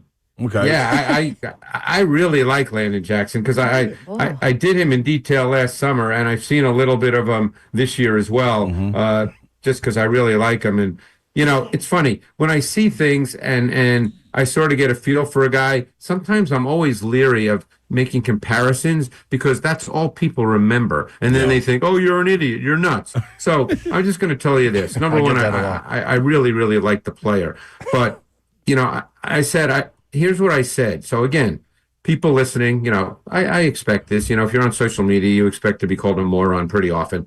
So I said Jackson has the size and overall athletic and physical traits to develop into an impact edge defender. And while he is not Max Crosby at this point in Crosby's career, keep in mind Crosby was a fourth-round pick in the 2019 NFL draft. I believe there could be similarities in their games, and I'm excited to see Jackson's continued development. That's the way I felt when I've watched. I'm going to watch more from this season, but I've seen him. I really like the player a lot. 6'7". Yeah. Big kid. Yeah, I don't think he's actually 6'5" and a half, 273 because he's at one of the bowl games, the All-Star games. So that's where they do the measurement. So he's 6'5" and a half, 273. But it's funny you say that, Brent, because watching him on tape, he looks like a giant. Mm-hmm. So when you look at guys like that and you talk about that size, what have you seen as far as James Pierce Jr. goes? Yeah, I haven't done him this year. I did him last summer. Yeah. He's a very good pass rusher. I mean, I think that's certainly what his starting point will be in the league. I have to see him this year. I know he had a very, very good year. I thought that his 2023 tape, that he was at his best when he was aligned wide with space and a runway to generate explosive burst and speed. I think he's that kind of guy. I thought based on 2023 that he needed to get stronger overall to become more of a force as a pass rusher, because one thing I've learned from speaking to offensive tackles is the first thing they talk about is speed to power, that a guy's got to be able to beat me with speed to power. If he can't do that, then I can handle him. So I thought that in 2023 there were too many snaps in which he was physically handled. But again, this year, I'll get to him soon. Right. But he certainly is an edge pass rusher for sure. I mean, he's got the athletic traits and explosive element to his game to be an edge pass rusher. No doubt. Greg Cosell with us on 3HL. Greg, I know you took a look at Ole Miss wide receiver Trey Harris. Had a huge year when he was available, missed some time, and it really affected their offense when he was out. Had some big games, though. What do you see from him on tape? Yeah, he's a really interesting guy. I think he's going to be intriguing. I think he's going to be a little bit polarizing. I think there's more to his game than we saw in the Ole Miss pass game because it was pretty basic in how they deployed him. I wouldn't call him vertically sudden and explosive. He's kind of a little bit of a one-speed receiver, but he's got size. He's got stride length. He could get on top of corners because of that. I guess the question I had watching him was whether he can be a true vertical dimension at the next level, and I think that'll be a defining question in his evaluation and projection. he's not a loose guy. He doesn't have great flexibility. So I think some people will say, okay, how is he going to separate versus, good NFL man coverage? So I kept going back and forth on him, Brent. And as I said, my guess is he will be a little polarizing.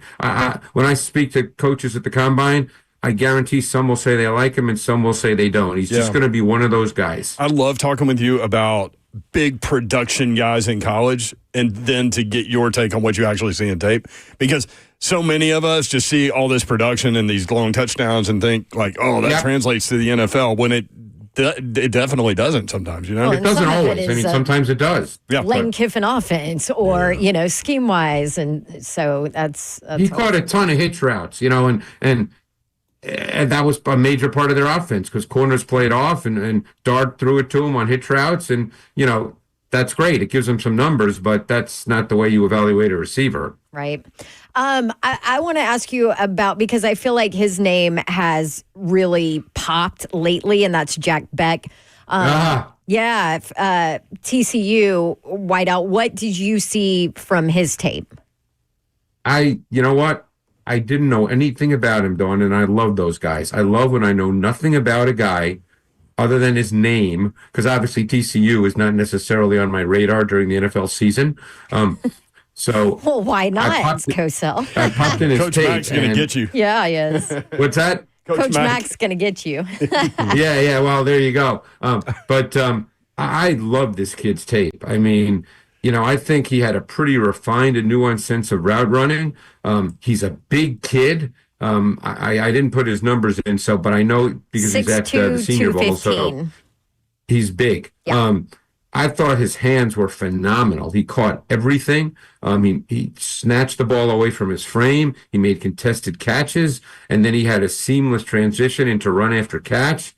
I don't think that people will look at him as I did and think he's a quote unquote wide receiver one, where you go, wow, that guy's going to be, among the top 5 or 6 receivers in the league. But he's got size, he's got hands, he's got physicality, he's got competitiveness, he can run after catch. And again, this is not a direct comparison, because none of these are direct comparisons, but sometimes it made me think of Puka Nacua. And remember, he was a 5th-round pick of the Rams, okay? He went to a team that's perfect for him. Sometimes guys like that, if they go to a different team, it doesn't quite work out. But, Puka Nacua went to a perfect team for him, and I'm very curious to see where Beck goes, because I think he can become a volume receiver depending on team and scheme. Coach Matt came on live from Mobile earlier this week, and that was one of the guys we were like, who stood out, and that was one of the guys that he mentioned, Jack Beck. Yeah, well, again, I'm sitting here working, so I'm not watching the tape from Mobile, so I don't know. I just see what I read, that people said, oh, he looked good, but I really, really liked his tape. Love it. I thought he was a fascinating guy. Love it. This is some of our favorite stuff, Greg, to roll through draft prospects with you, and we'll do it each and every week as we roll toward the draft. Next week, we'll see you live in New Orleans at Table 10 and have you on. And yeah, I'll find you guys. It's never a problem to find you guys. I just look for a sleigh, I'm Neil Roman, baby. And he starts. And I'm going to bring some, and I'll make sure I'm going to bring some ketchup with me. Yes, please. Thank you, Greg. At least somebody will remember me. Always have sauce. Greg Cosell, at Greg Cosell on X, a must follow if you love football, which, of course, if you're listening to us, you do. Greg, thank you. Appreciate you. Oh, thanks, guys. Love it. All right. Thanks, See you next Cosell. week. When we come back, Lion season. Yes. There's an very interesting much rumor so. about an SEC player. I've got it for you next. 3HL 1045 The Zone.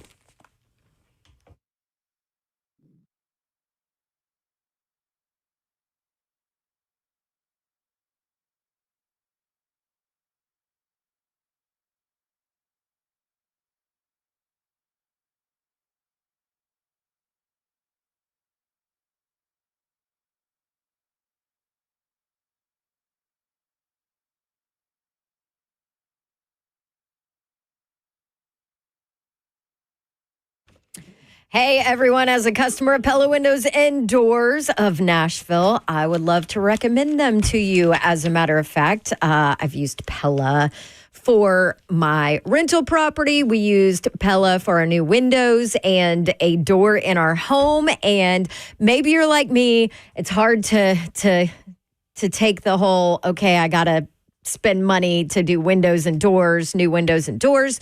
So maybe you want to do it in pieces like we are. Well, I just met with my girl Brittany at Pella Windows and Doors of Nashville this morning. We have another door we have to replace and a couple of windows, one that has a crack in it, which maybe that's you. Maybe you understand the pain here.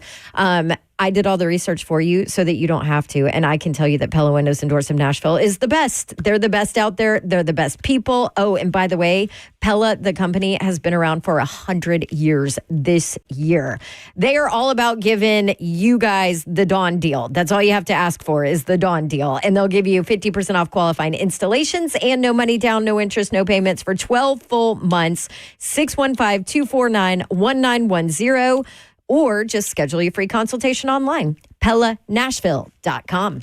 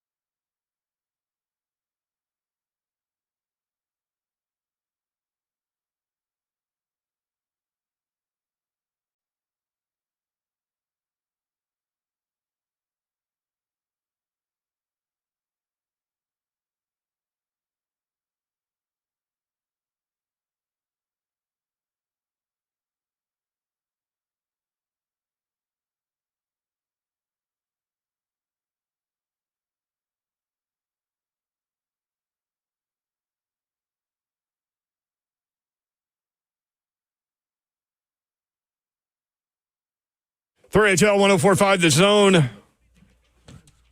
If it's a tournament, he ain't doing that.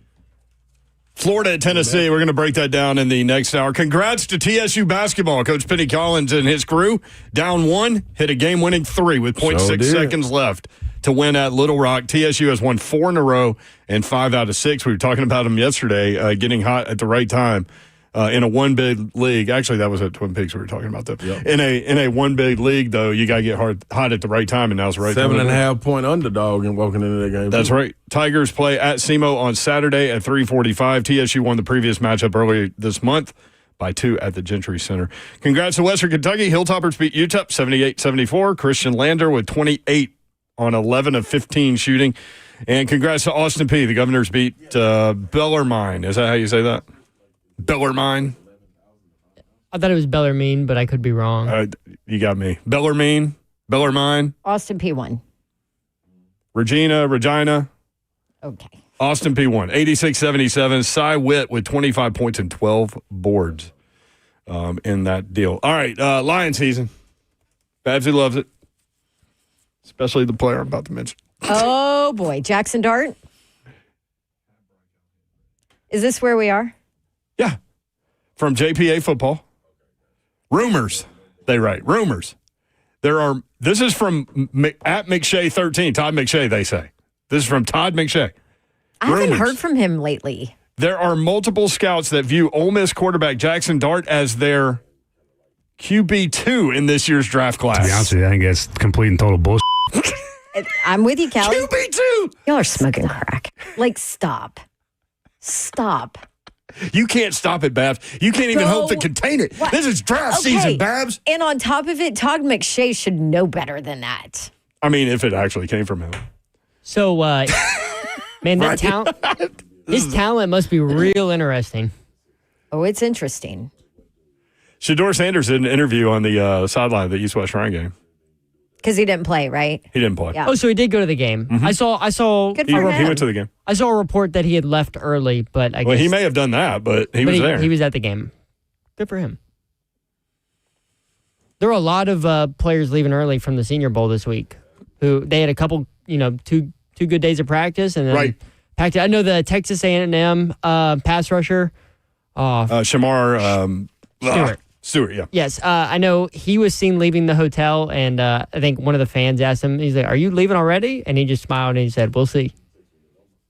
So that's a yes. Mike Green also left early, right? Yeah.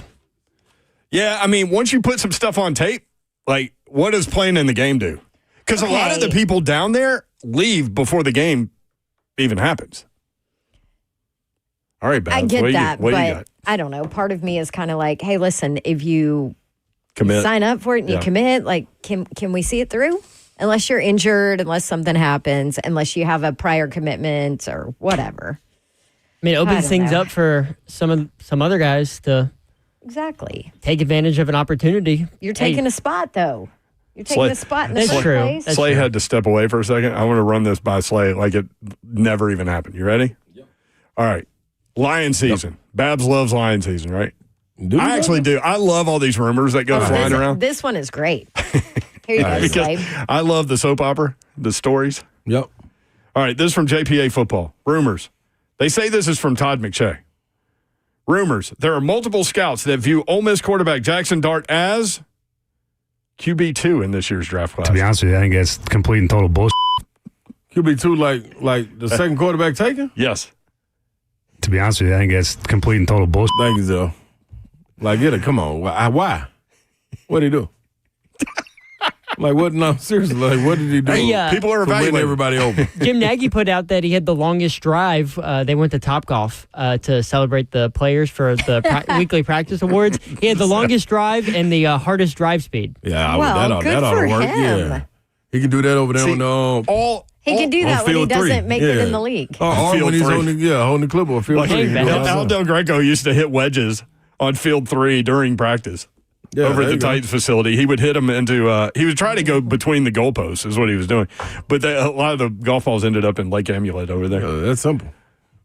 All those guys, here's what they do at Top Golf. They're not trying to hit targets. None of them. No. They're trying to hit it over the net. Everybody, yeah, exactly. and I might be included in that group. Oh, yeah, me too, for sure. You ever seen that video of Mike Trout going to Topgolf? No, but I do hit balls into the parking lot, which is very hard to do. But man, if you just Like pipe behind one, you? No, to the right. When you pipe one, and I that's just took a shot at you and you just like passed rolled by it off like you. it was nothing. I never hit them anywhere. Just little. So, do they make golf clubs for like people of like your height? No, Nah, he's just I got bent usually over. take mine. You know, you can take yours up there. Well, yeah, I guess you would have to because the stock ones they have, Yeah, they'd terrible. probably be way too short for you. Mm-hmm. It's terrible. I miss them a lot. No, but I mean, if you connect and then you fly it to the right with a high fade, That's going to the car. it's in the parking lot. The net's not tall enough. It sure ain't. I ain't never thought about that. Is that what you trying to do out there, yo? No. Park okay. wisely. No, that's just what happens. Yeah. What had happened was I was trying to hit over the net, Slay, but sometimes that baseball swing gets in there. Yeah, hollering out four ain't gonna work. Because, like, if you grow up playing baseball, it's hard to get, like, you hit off the back foot and you turn, all your power comes from, all the torque comes through your belt. And so, like, you're on your back foot. In golf, you're trying to walk it down the fairway. So you're trying to switch from your back foot to your front foot. And sometimes I lose that. Well, you're good Yeah, foot. that's why I am terrible at golf. I go straight into baseball swings, and it's not the same swing. I don't care what people say. It is not the same swing. You got to practice. Gotta practice. About That's the key practice. thing. Practice. There for a while, Slay, you were And I out was in it. hitting balls I was every in it. day. Now I ain't been in it. I need to get back out listen, there. It's Slay- because basketball season Yeah. gets you. Slay looks the part on the golf course. Oh, no, I got everything Yeah. that you need, accessories and all. Got the drink in your hand, got the Cigars, cigar, Yeah. Got the the little clo- got the clothes. Pin behind my ear. little golf stuff. the T behind my ear, not Yeah. pin. Yeah. Tee behind your ear. Yeah. Yeah, I'm rolling. Slave drives around in the golf cart like he owns the course. I do. What course do I not? Music playing. Yeah, I can do what I want to. I do. Y'all invited me. Gator Mike, we need to have 3HL outing at Top Golf with listeners. All right, Gator Mike, Why sponsor. did you put Gator Mike on that? He just texted me. Oh, I thought you were saying you were telling him to get it Well, happening. he is Well, now. now that he texted me. Yeah, then it's up to him Let's now. do All right, Gator Mike, you work at a hotel. They done. can sponsor this thing. Let's go. And he works downtown, so it makes sense. I love it. Let's go. All right, 5 o'clock hour. Vandy women's basketball freshman superstar set a record. We'll talk about that. And we'll get Unbelievable. into Florida at Tennessee, Vanderbilt at Oklahoma, some of the other SEC games. Your phone calls as well, 615-737-1045. Behind you.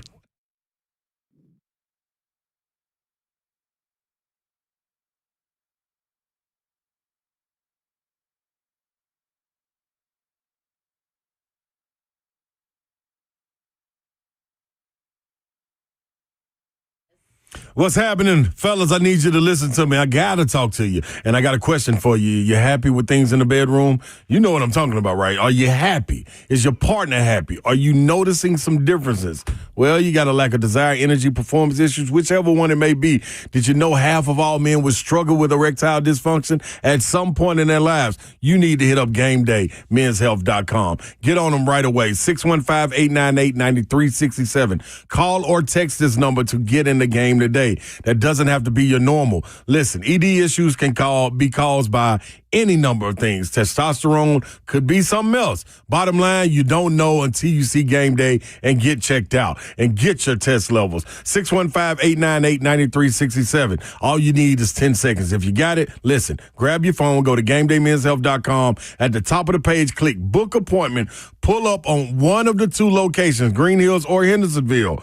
Name, phone number, email address is all you need. That's it. Someone from Game Day will hit you up and get your appointment lined up. It's 15 minutes. Your lab results will come back and you will know. You get a medical expert that specializes in testosterone and get you in the game. 615-898-9367.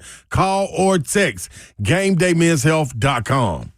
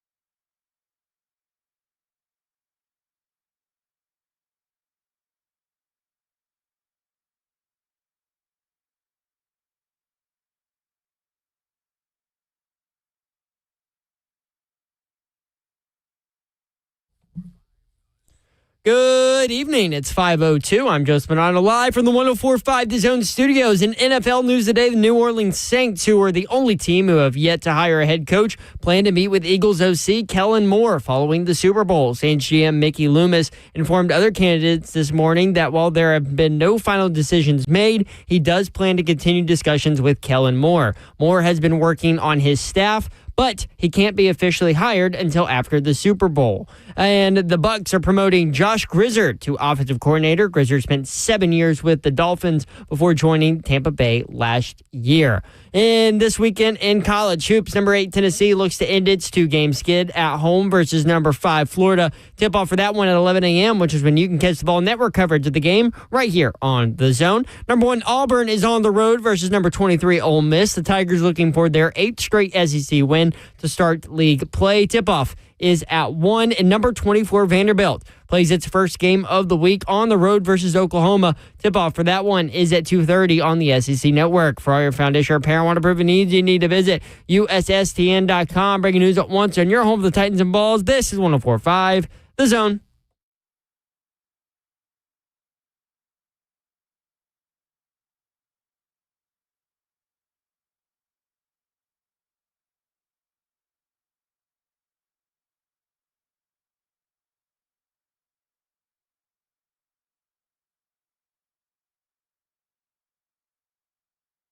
Three HL 104.5 The Zone, 5 o'clock hour. Brent Doherty with you on a beautiful evening in the Music City. Hope you're doing well. Weekend is here. Babsy is ready. What up, Babsy? What up? Babsy! Yeah. Hey. Let's go. I met one of our great loyal listeners, man, coming out of Williamson Medical today. We talked about Tennessee basketball, and you know how I ended that conversation? Well, we also got baseball to look forward to. 2 weeks from yesterday. Yeah, it's going down. It's going down for real. Yeah, I had to go get like a little parking pass thing, and I was in this little bitty office to get this thing situated. Mm-hmm. And there's like 15 people in there, and it's a little room. And guy asked for my phone number, and I gave it to him, and he pulls up my stuff on the computer. And when he does, he goes, "Mayor!" I mean, loud as crap in this little bitty room. Everybody turns and looks at me like I'm Freddie O'Connell or something. I'm like, I ain't him. Yeah, shout out. Yeah, they out here, man. We see you. Appreciate you guys, too. 615-737-1045. What up? So Joey in the chat said, Joey, do y'all have any opinions on who we should draft or your top 3 at positions needed, maybe? Or basically, is it just opinions on who you think sucks? The morning show does the same. No mocks, no top 5, nothing. Just Dart sucks. Okay, say who you like at least. Joey, you haven't been listening. First of all, you haven't been listening because nonstop about draft it's on the prospects. board. We got it on the board still too. I want the Titans to draft Cam Ward at 1 and not trade back. I've been pretty vocal about that. I think that he can be the quarterback of the future, but I also have been vocal about I think he needs a veteran to come in and sit and learn for a season before. Like, I don't want Cam Ward to be drafted and thrown right in. The problem is those veterans are expensive, man. Depends. But that's You're my overpaying. take. I thought we all agreed on that is my Ward. take. And on January to that- 13th. 17th. Oh, 17th. Because I remember saying, sitting here on this day, I think Cam Ward too. Now, as I sit here on January 31st, trade back is my idea. See, so you are? You guys are both there? Yeah. We need to write I get that it down. because there's so 2 much. weeks. I feel like there's so much mid kind of. I'm sticking with Cam. Okay, I got you. But there's so much mid. There's so much mid kind of tier talent. I feel like in this draft, like good top mid tier talent that you can trade back and fix a lot of your holes possibly. So I totally get where that's coming What is from. going on? I would understand that, but focus. But Joey, I will also say this. It's so early, dude. The All-Star games just wrapped up. Like the All-Star games are just wrapping up where you get to see that. We haven't had the NFL Combine. You don't know any of the guys' numbers or heights or weights or actual stats, any of that. And as far as position of need for the Titans, name it. It's a position of need. You know? I mean, if you want to say top 3, okay, yeah, quarterback, 1. Who's two? Offensive line, right side of the line. Yep. That's two. Also, Edge Joey, rusher. why don't you call in, man? Voice your opinion Yeah, so call in. everybody can hear you. But what I'm saying is, it is so early right now that like, you what are are you talking just getting kind of the analysis from these all-star games and all that. You have everything from the season and all that, but you're Right. getting measurables, you're getting, team needs, you're kind of digging into that. But Babs, So- we've talked a lot about it. Yeah, We have, because I've been very vocal about This if you is don't what's have going on. Because my whole thing is, if you don't have a quarterback, you have nothing. You're done. That's true. And guess what? The Titans have seen that. 615-737-1045. So 2 weeks go by. So as we sit here on January 31st, Babs is still Cam Ward, and Yep. now Slay and I are trading back. Hands up. Oh, Zeph's trading back I'm too. on the trade back. Yep. Okay. And Jeremy said, Babs, no overall number one sits these days. Can you give me the last example? You're absolutely right. Jeremy, you are correct. I mean, Michael Penix sat but I until hate it. Michael Penix sat until what's it? Jordan Love sat. Michael Penix sat until 1 touchdown, 9 interceptions. Like, and what's his name with the Achilles? Got pulled. Kirk Cousins. Cousins, yeah. You better know his name because he might be here in Nashville next year. Me and Kyle said Aaron but Rodgers. Jeremy, what? Oh, here Fitz. to Nashville? Fitz. Yeah, I saw Yeah. that. Okay, so Slay and I were watching Louis Riddick, who I just absolutely adore, and his knowledge is beyond. I think he's going to be a successful GM in this league one day when somebody gives him a chance. But to the no overall number one sits these days, you're absolutely right, but I think it's a disservice to these players. I think you can ruin a quarterback if they're not completely ready. And how many guys are really ready to step into that role? I know CJ Stroud stepped into it and did okay. I get it. I know Jaden Daniels stepped in and has done phenomenal things, but also look at how they utilized him early on. They helped to ease him in a little bit. Yeah. And So- he also has a lot of positive weapons around him that kind of helped him and coaches. Yeah. I missed that part of the point. Overall number one sitting. Yeah. If you're drafting a quarterback overall number one, he's playing. Oh, yeah, No, yeah, you're. yeah. I mean, He's you're playing. absolutely right. Not drafting him to But sit. what I'm saying is, it's a disservice. Why? I mean, Mahomes sat. Yeah. I know he wasn't one overall, but 10th, yeah. he was 10th. But I think they would have taken him one overall if they could have got there. That's right. And that's exactly what Borgonzi Borgonzi told us. Told that. us. Yep. So sometimes it's where you are, right? But and yes, Love wasn't number one overall. Nobody that's gone number one overall has sat, because do you know why? Anybody that's picking one overall has no quarterback. Right. Period. right. Even though Bryce Young sat in the middle of the year. But Yeah, and you it know worked. why? Yeah, 'cause because he he wasn't ready. wasn't freaking ready. But I thought the end part of Louis Riddick's part, what he was saying, man, these teams not only have to be honest with the player, but they need to be honest with themselves. I think when you look at the Titans situation, also this isn't a position where you can go draft a guy number one and think you even have the smallest percent of patience where you can wait to say, you know what, I'm gonna sit you for a minute. Brian Callahan ain't in that position. The front office is. Callahan is not in and it. I hate Callahan that. is That's what I'm coaching. saying. So hate He's that. coaching for his job. yeah, okay. So that's why. Okay, so if it's button heads and the front office is saying, man, we need to go get a franchise quarterback, and Brian Callahan is saying, hey, man, no, I need to go get somebody I can win with. Damn what y'all talking about, because y'all job ain't on the line. Mine is. Who gets the last say so on that? You know what I'm saying? So are you Apparently Chad Brinker. Okay, well, he's dead man walking. Either way, he on the plank. I mean, I think Brinker's job's on the line, right? It can't be this early.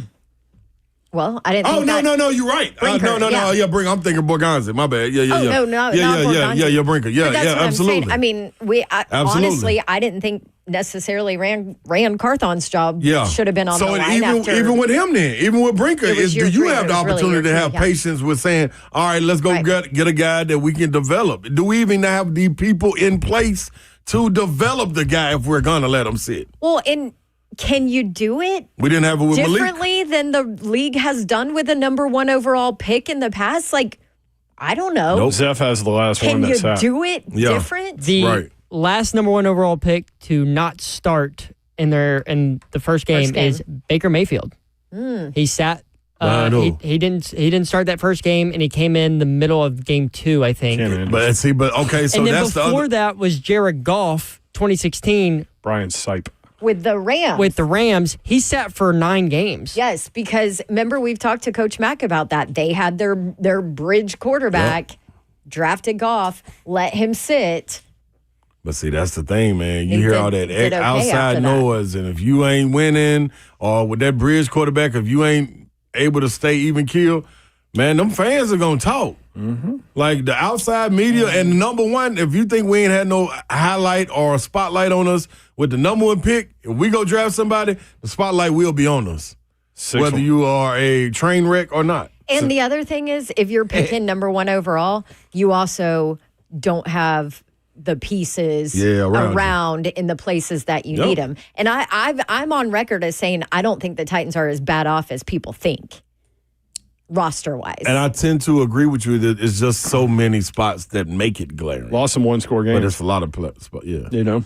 So I agree. 615-737-1045. Florida at Tennessee tomorrow. Rick Barnes said this. I said the other night, we've lost 4 games. You guys act like we're going to panic. We're not.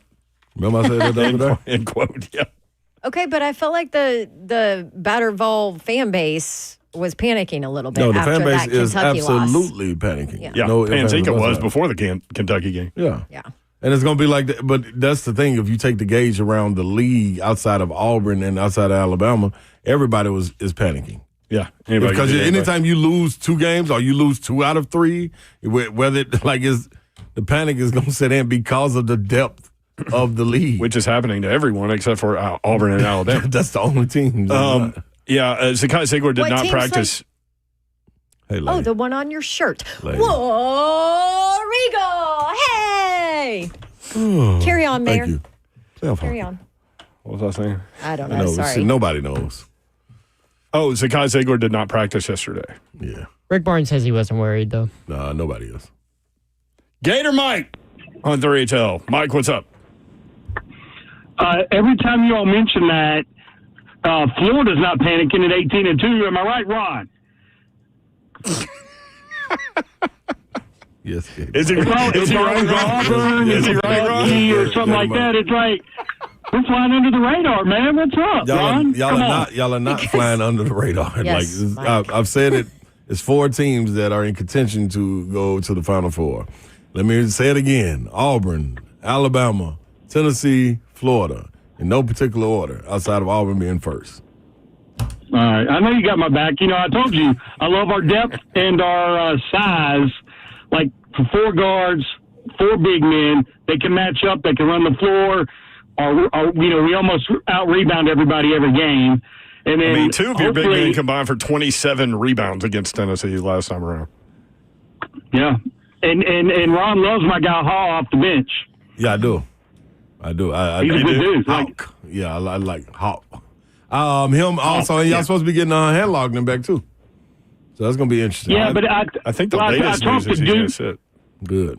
Yeah, that's it. Yeah, I talked to Duke, the trainer, and he said he was probably going to redshirt and just have 2 years of eligibility left. So That's good for him. I They got already kind of got worried 4 if he guys. came back, you're trying to fit him into the lineup. Yeah, you know? they said he was trying to come back for the Georgia game, decided against it, and now has decided to sit. That's good. That's good. He's the 7-2 They don't need guy. him. No. That's the 7'5" guy. 7'5" guy. Yeah, the Handlogging the one that broke his leg last year in the SEC sorry. tournament. Yeah. No, that dude is 7'9", the Oliver Rue or whatever. Yeah, just stand there under the rim and 7'9". dunk. Can you imagine a guy seeing if we go out on a remote and this guy comes and does a show and he stands next to Slay and he's a foot taller than Ron Slay? Nah, I'm gonna tell him it was Scooter Bay. Like, why would you be standing? Yeah, did you next see that viral video of him and Shaq meeting each other? Yeah, that was nuts. Nuts. Well, I know y'all up against a break, but I like the early tip tomorrow and Slay in your part, Slay. I know you don't like to go against it, but I'd take Florida in the 4.5. Ooh, I'll take them for 4.5 by the Vols. Is that what it is? 4.5? Yes, I didn't see Yeah. it, but no, I know. All right, Mike. Was it after that? Get your hotel group to sponsor the Top Golf 3HL outing. All right. Let's work on Yeah, I'll that. work on that. All right, I'm on it. Right on top of that, Rose. Gator Mike makes things happen. 615-737-1045. Justin in the borough. Justin, what's up?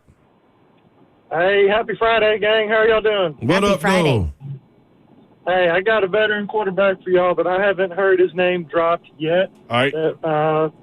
Pretty familiar with the city of Nashville and the Titans organization, and would be much cheaper than just about any other veteran out Marcus there. Mariota. Marcus Mariota. Bring him back on a 2-year deal. Let him retire here. Thank you, brother. I mean, you're probably You winning. can't- you can't winning. bring him back, You're probably right? winning fewer than 3 games with him. With all due respect. I mean, you can have I packages just feel for like, him. and I also don't We always think. want people back. I don't think he's. But here's the thing: I don't think he's the bridge quarterback you want back here to prep your rookie either. There's a lot of romanticism involved in sports, man. There is. Like you almost fall in love with a guy. You know what I mean? I mean, that's true. Look at King. Now, if they go no rookie and straight bridge, I would like him I could see him as a backup to that bridge. The But you backup to the have Will backup of the Levis backup. as Yeah. backup. Package which, guy. Which would put him on the practice Package squad. guy. That's what he was a Put him on the package guy practice for the squad. Commanders. Yeah, put him on the practice squad. Don't bring that man in here playing. Hey, man, nobody got time. Come on, man. We love you, Marcus. All right, good guy contest. Matter of fact, I'm gonna put you on the board. He should be like the captain of the game. He's on the board. Yeah, so bring him on back. We got a spot for him. Bring him on back. dog. Yeah, come on, man. ESPN's Mina Kimes said yesterday about the Titans, this feels like a potential Aaron Rodgers destination. End quote. Lord, what are we? What? We're going to see her at the Super Bowl. Might need to Chunky ask her Junkie, about come take me away, Chunky Junkie. that. Please. Calgon, take me away. He's like, what are we doing? Aaron Rodgers, Mariota, like. Jackson Dart, quarterback two. I've hit you with a lot of stuff today, Slay. Dude, we in this thing, y'all. It's like I'm just haymakering you. Yes, you are. To the gut. Yeah. Gut haymakers. 615-737-1045. Lee in the borough. Lee, what's up? What's going on, man? Hey, I agree with you with the trading back and accumulating more picks. Yeah. Because I don't think either Shador or Cam Ward is our one missing piece. Dude, if we've got scouts out there for real saying that Jackson Dart is the second best guy, we got problems with this quarterback class, and we That already is knew not that. true. That's I would rather accumulate more picks and kind of fill the holes as we need them. Like maybe trade back and get Abdul Carter, or trade back and get. You're not trading back to get him. Nah, I was gonna say. You can call out some other Bad guys. boy but- if you do. Yeah. I'll take him then. Like Well, if four? somebody Yeah, traded yeah. up to grab a quarterback. I mean, you could swap somebody and get Abdul Carter. Mm-hmm. But I mean, he may not be our missing piece as well. I'm just not sold on the Cam Ward or Shador Sanders. I mean, So- we're not going to the generational talent that Brinker wants. I mean, there's not going to be a Jaden Daniels in this draft. Thank you, brother. Appreciate it. Appreciate it. Here's what we hear about this draft, is that it actually is really deep, but it's not top heavy. Yeah. It's quality in it. A lot of quality. just not high quality. There you go. High Tide. I love that commercial. Yeah, so you much. do. Yes, you do. You've been hollering it all day. More 3HL coming up. Lines are going to have to be processed during the break. Zeph will get you if you're on hold. We'll be right back. 3HL.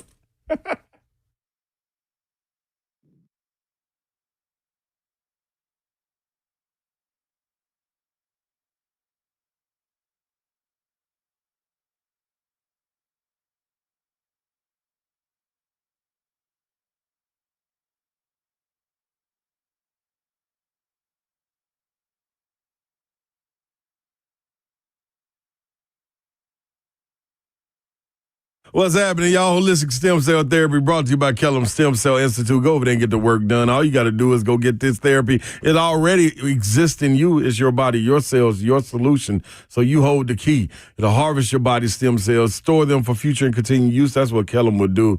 These cells are your body's own healing cells. Listen, I can tell you from my own example that, hey, inflammation started hitting me, and I said, no, I ain't about to do this, man. So I went and got my knee taken care of, and I wanted to expedite the results in my hip. So I went back to Kellum and got a shot of the secret sauce. Now, this is what you got to understand. The nanoparticles and other growth factors function by increasing the energy output of our cells, as well as improving the cell communication. 615-850-4415 is the number you need to call to get your communication, to get your consultation today. The secret is out. Call Kellum Stem Cell Institute today and get back to a healthy you. 615-850-4415.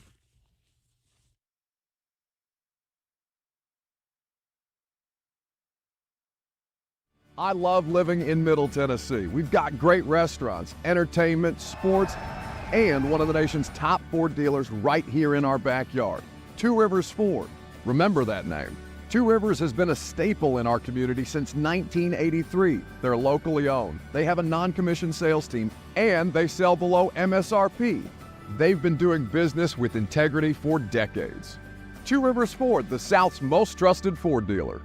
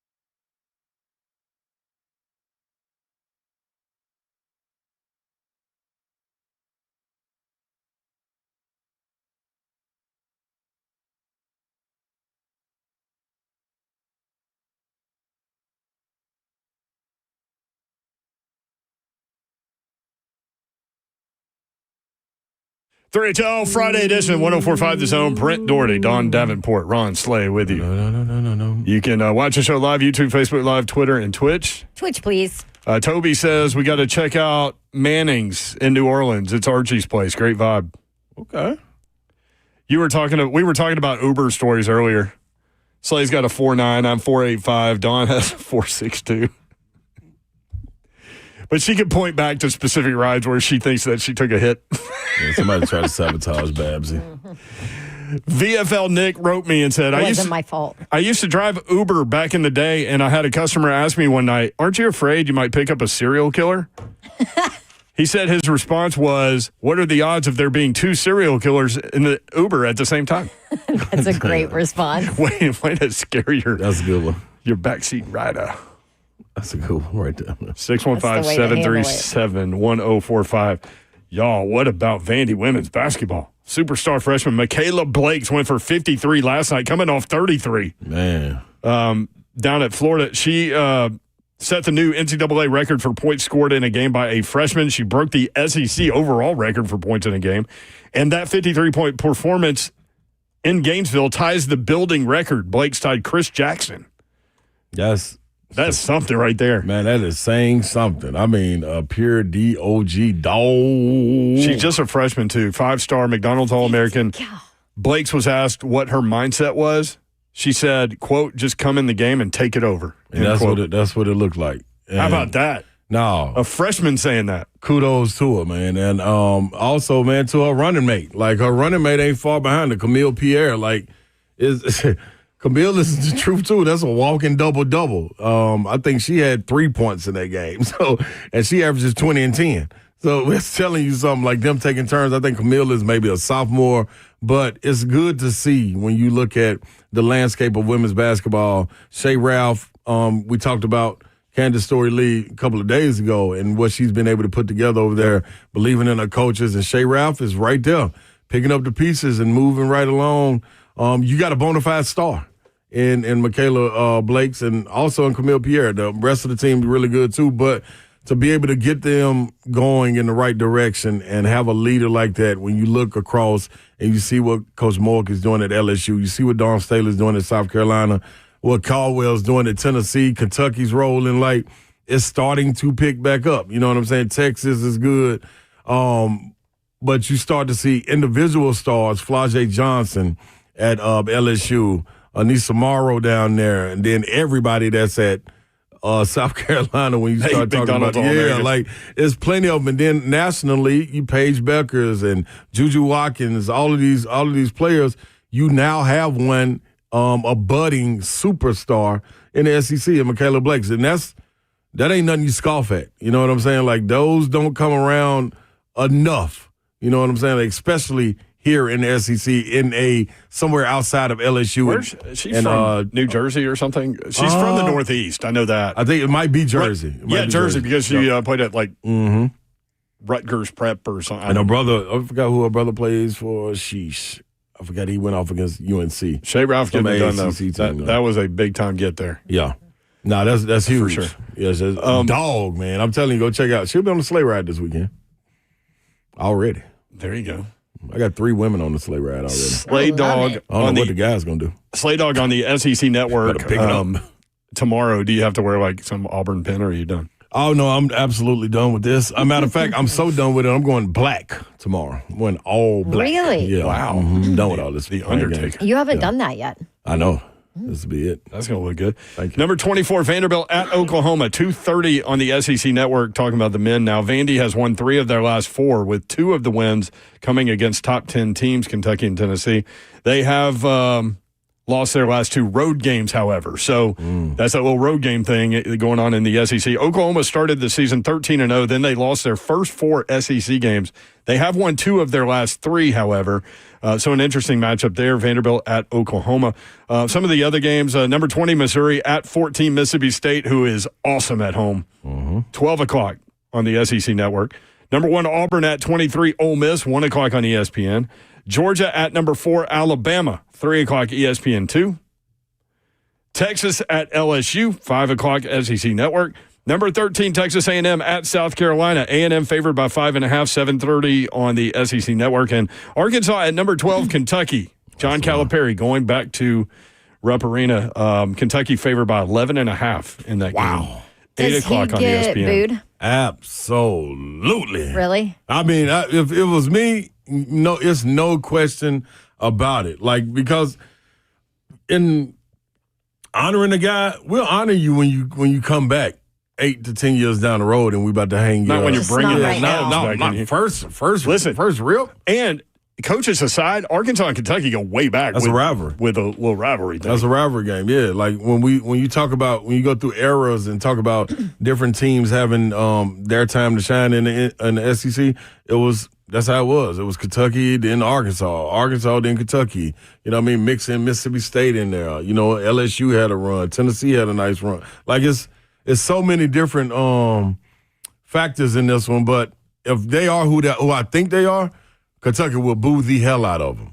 There ain't no ifs, ands, or buts. You think you gonna let your guy walk in there and you gonna clap it up, especially with y'all winning? Like, okay, if you were gonna be sarcastic about it, and Kentucky was 4 games under 500, and Cal was walking in there and they were 4-2 in SEC conference play, then you can be sarcastic and be like, yeah, you know, when he come back in, like little golf clap. Yeah, but then when the game starts, you gonna boo. But that would be trying to dig at Kentucky for who they hired. Mark Pope got y'all in a situation where Cal who? That's what we talking about. Like, yeah, that was good what he did for the university way back then, 10 plus years ago. But right now, Pope got y'all rolling. I'm still surprised he only won 1 national title. I remember saying on the radio when John Calipari went to Kentucky, like, he's going to win on a next level. And he should have. Carl Anthony Townsend should have won it. He just never. He got to Final Fours. Yeah. Yeah, Carl Anthony Townsend should have won. They went undefeated through the season, lost 1 game, and that was the national championship game. Like that, That was a dope team right there, boy. You talking about loaded? Sheesh. Loaded. Yeah, man. Devin Booker was coming off the bench on one of those squads. Like, it was. Yeah, he has some mobs, man. Florida at Tennessee, 11 a.m. ESPN. As a player, did you like the 11 a.m. game, which is noon up there? When he got the SEC play, if it was a rival, it didn't matter. If we were playing somebody that was lower in the ranks, then would be the games you'd be like, come on, man. What was it hard to sleep, though? Like knowing you had the game early? Hey, who you talking to? It didn't matter, did it? Come on, man. Excuse me, Slade. Pardon my stupid question. No, I think that's the right question for a normal person, but me, hey, man, it did not matter. I'm telling y'all, man, we was going to play Gerald Wallace and them. He was a freshman. I was a sophomore. And that's what all the hype was about coming in because we were both 6 men. Alabama had a mob. We had a mob. And I stayed up all night purposely just to, like, challenge myself. Like, what? I'm so, and I did. Did it affect you? Hey, it's film of this. It's footage of this. It was Super Tuesday game, the 9 o'clock game, too. The only thing I got in that day was a nap. Oh, boy. I stayed up all night just to show, like, I'm going to try to create an advantage for him going against me. And you still, because you got to think, I'm a 6-man, he's a 6-man. I ain't playing nothing but at the max with the way our team was loaded, I'm going to play probably 18 to 22 minutes. I can do that with my eyes closed. Man, I'll be so hyped and geeked out there. Man, I went out that thing, no sleep. Vince and them said, man, ask Vince when you talk to Vince. And he'll be able to tell you the wild story of it. But this is the tame story. But I went out there and challenged myself and came out on the top end of it. So you weren't just sitting in the apartment waiting for the game. I was absolutely in the apartment, in the middle of the floor. We had a ball, man. Did y'all win that game? Yeah. Man, y'all go look it up. Sophomore year, 2000, we played Alabama. It's out there floating around on YouTube. Super Tuesday game. Matchup, Gerald Wallace against Slay. He was a great player, too. And Coach Green fed right into it. They sub him in, they sub me in. Let's get it on, baby. And Gerald Wallace is a hell of an athlete, dog. Like, ooh-wee. You want to see somebody highlight tape that was phenomenal? Like LeBron them got some nice go look at Gerald Wallace, what he was doing. This man was damn near jumping from the free throw line in traffic. Like, Gerald Wallace was a man-child. So, yeah. So you were ready. You better believe it. Yo. Tennessee 11-1 at home this year. Only loss was Tuesday against Kentucky. Florida gave Tennessee his first loss of the season 3 weeks ago in Gainesville, pounding the Vols 73-43. Tennessee shot 21% from the floor, and they were 4 for 29 from three. Vols are 15 of 67 from three in their last 2 games. That's 22%. What do they need to do to win? Put the ball inside of the hole. Like this is and understand the shots. Understand what the defense is doing. I mean, if you want to get it down to the bare knuckle of it, that's exactly what it is. But you gotta understand how people are defending you. Like, it's a reason sometimes you're open. It's okay to turn down a good shot to go get a great shot, and that great shot may be a 15-footer pull-up. I think the way they're playing Zakai Ziegler now, Zakai got to get to his mid-range game and his floater. We saw flashes of it against Auburn. They're not playing. They're not letting you have that lob. They're playing a lob, which means the defender's back. Float it. Score. Then guess what they're going to start doing? Creeping up to block it. Then guess what you got? Lob. I mean, you got to play the game, man. The way they're defending you, now it's time to counter. What is your counter to the way teams are defending you? Yeah, Kentucky defended in a way that it looked like they wanted some of those 3 shots. Mark Pope said it in his press conference. We let the guys shoot that we wanted to shoot. And he also said, now, hey, some of the guys that shot missed some that helped us too. But we were willing to mind you, Kentucky's a bad defensive team. They understood their deficiency, so let's let these guys shoot. They gonna miss. If they make them, we'll adjust. They didn't make them, we'll keep going this way. Jael, Chaz needs to start at the PG. No. Chaz is in a perfect spot. What Chaz needs to do is continue coming off screens. They need to do a better job of getting Chaz open, not the offense, but his teammates. He needs to change pace coming off the screens where he can get an advantage because all he needs is a crease. He's the quickest release guy in college basketball. All he needs is a crease. Like, it's okay, but they just watch the game and let me know. Well, this game should be different. But before, the physicality of the screen, you got to be willing to hit someone, not hurry up the screen and then get off to get you open. Get your guy open, and that right there is going to get you open because you're going to set good enough screen where you're going to make your man step out and help. Guess who's open on the slip? Wide open. Vanderbilt did it against Kentucky. I'm highlighting Jalen Carey tomorrow. He set a hell of a screen. I forgot who it was on, and was standing under the basket wide open because they came off trying to protect. So you gotta set screens. Just get back to the essence and the basics and the fundamentals of what basketball is. There it is. Have you guys noticed that our esteemed producer, Mr. Zeph, is wearing a suit and a tie? Yeah, what is going on here? Oh, hell. Zeph, get on camera. What you doing? I have to go to a gala tonight, so... No, Zeph, you got to let the people see you. Put yourself on camera. I'm telling y'all. For coming the back. next break. This is his undercover. This is his undercover outfit, y'all. Yeah, he's not really going. Slay, he's not going to. I know he ain't. I know he I'll ain't. send y'all pictures. Yes, I am. No, Nobody goes to galas anymore. Pictures already been I'm pretty made. sure there's a silent auction at this gala, and there's a Will Levis signed helmet. Should I bid on it for you guys? Ooh. Okay, good answer. What's the most you would pay for a Will Levis I think the autograph starting was like 125. So Okay. Dollars? yeah. Hey, listen. He might be a decent quarterback later. Yeah. No, I'm willing to say he will be. Rand is allegedly still set that I'm on willing the to say he fact that will be. he's going to be Listen, successful. The man's one day. had at least 5 different offensive coordinators in the last 5 years. Yep. At least. Somebody will be able to develop. So now it's And year 2. I didn't even pay attention to the year before at Penn State, so it could have been more. This is year 2 in this offense. That's the one thing I'll push back on with Levis. Will Levis save your body. Also, a little bit of college breaking news. All right, we'll do that when we come back. Save it, Zeph, and put yourself on camera. We need to see you, though. Yeah, put yourself on camera for this. This ain't no college apron, breaking y'all. news. This ain't no 4-star apron he got I feel on. like I should buy some stocks from him or life insurance or something. I don't know. I think he's Secret Service. 3 till next. Hello.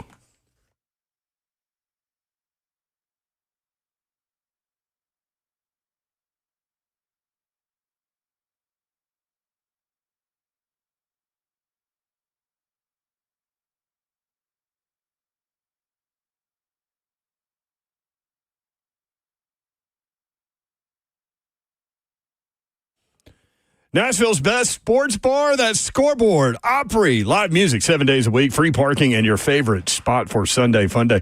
Catch the Spasmodics every Sunday at 4 o'clock, playing the best 80s and 90s music in Nashville while enjoying great food and drinks.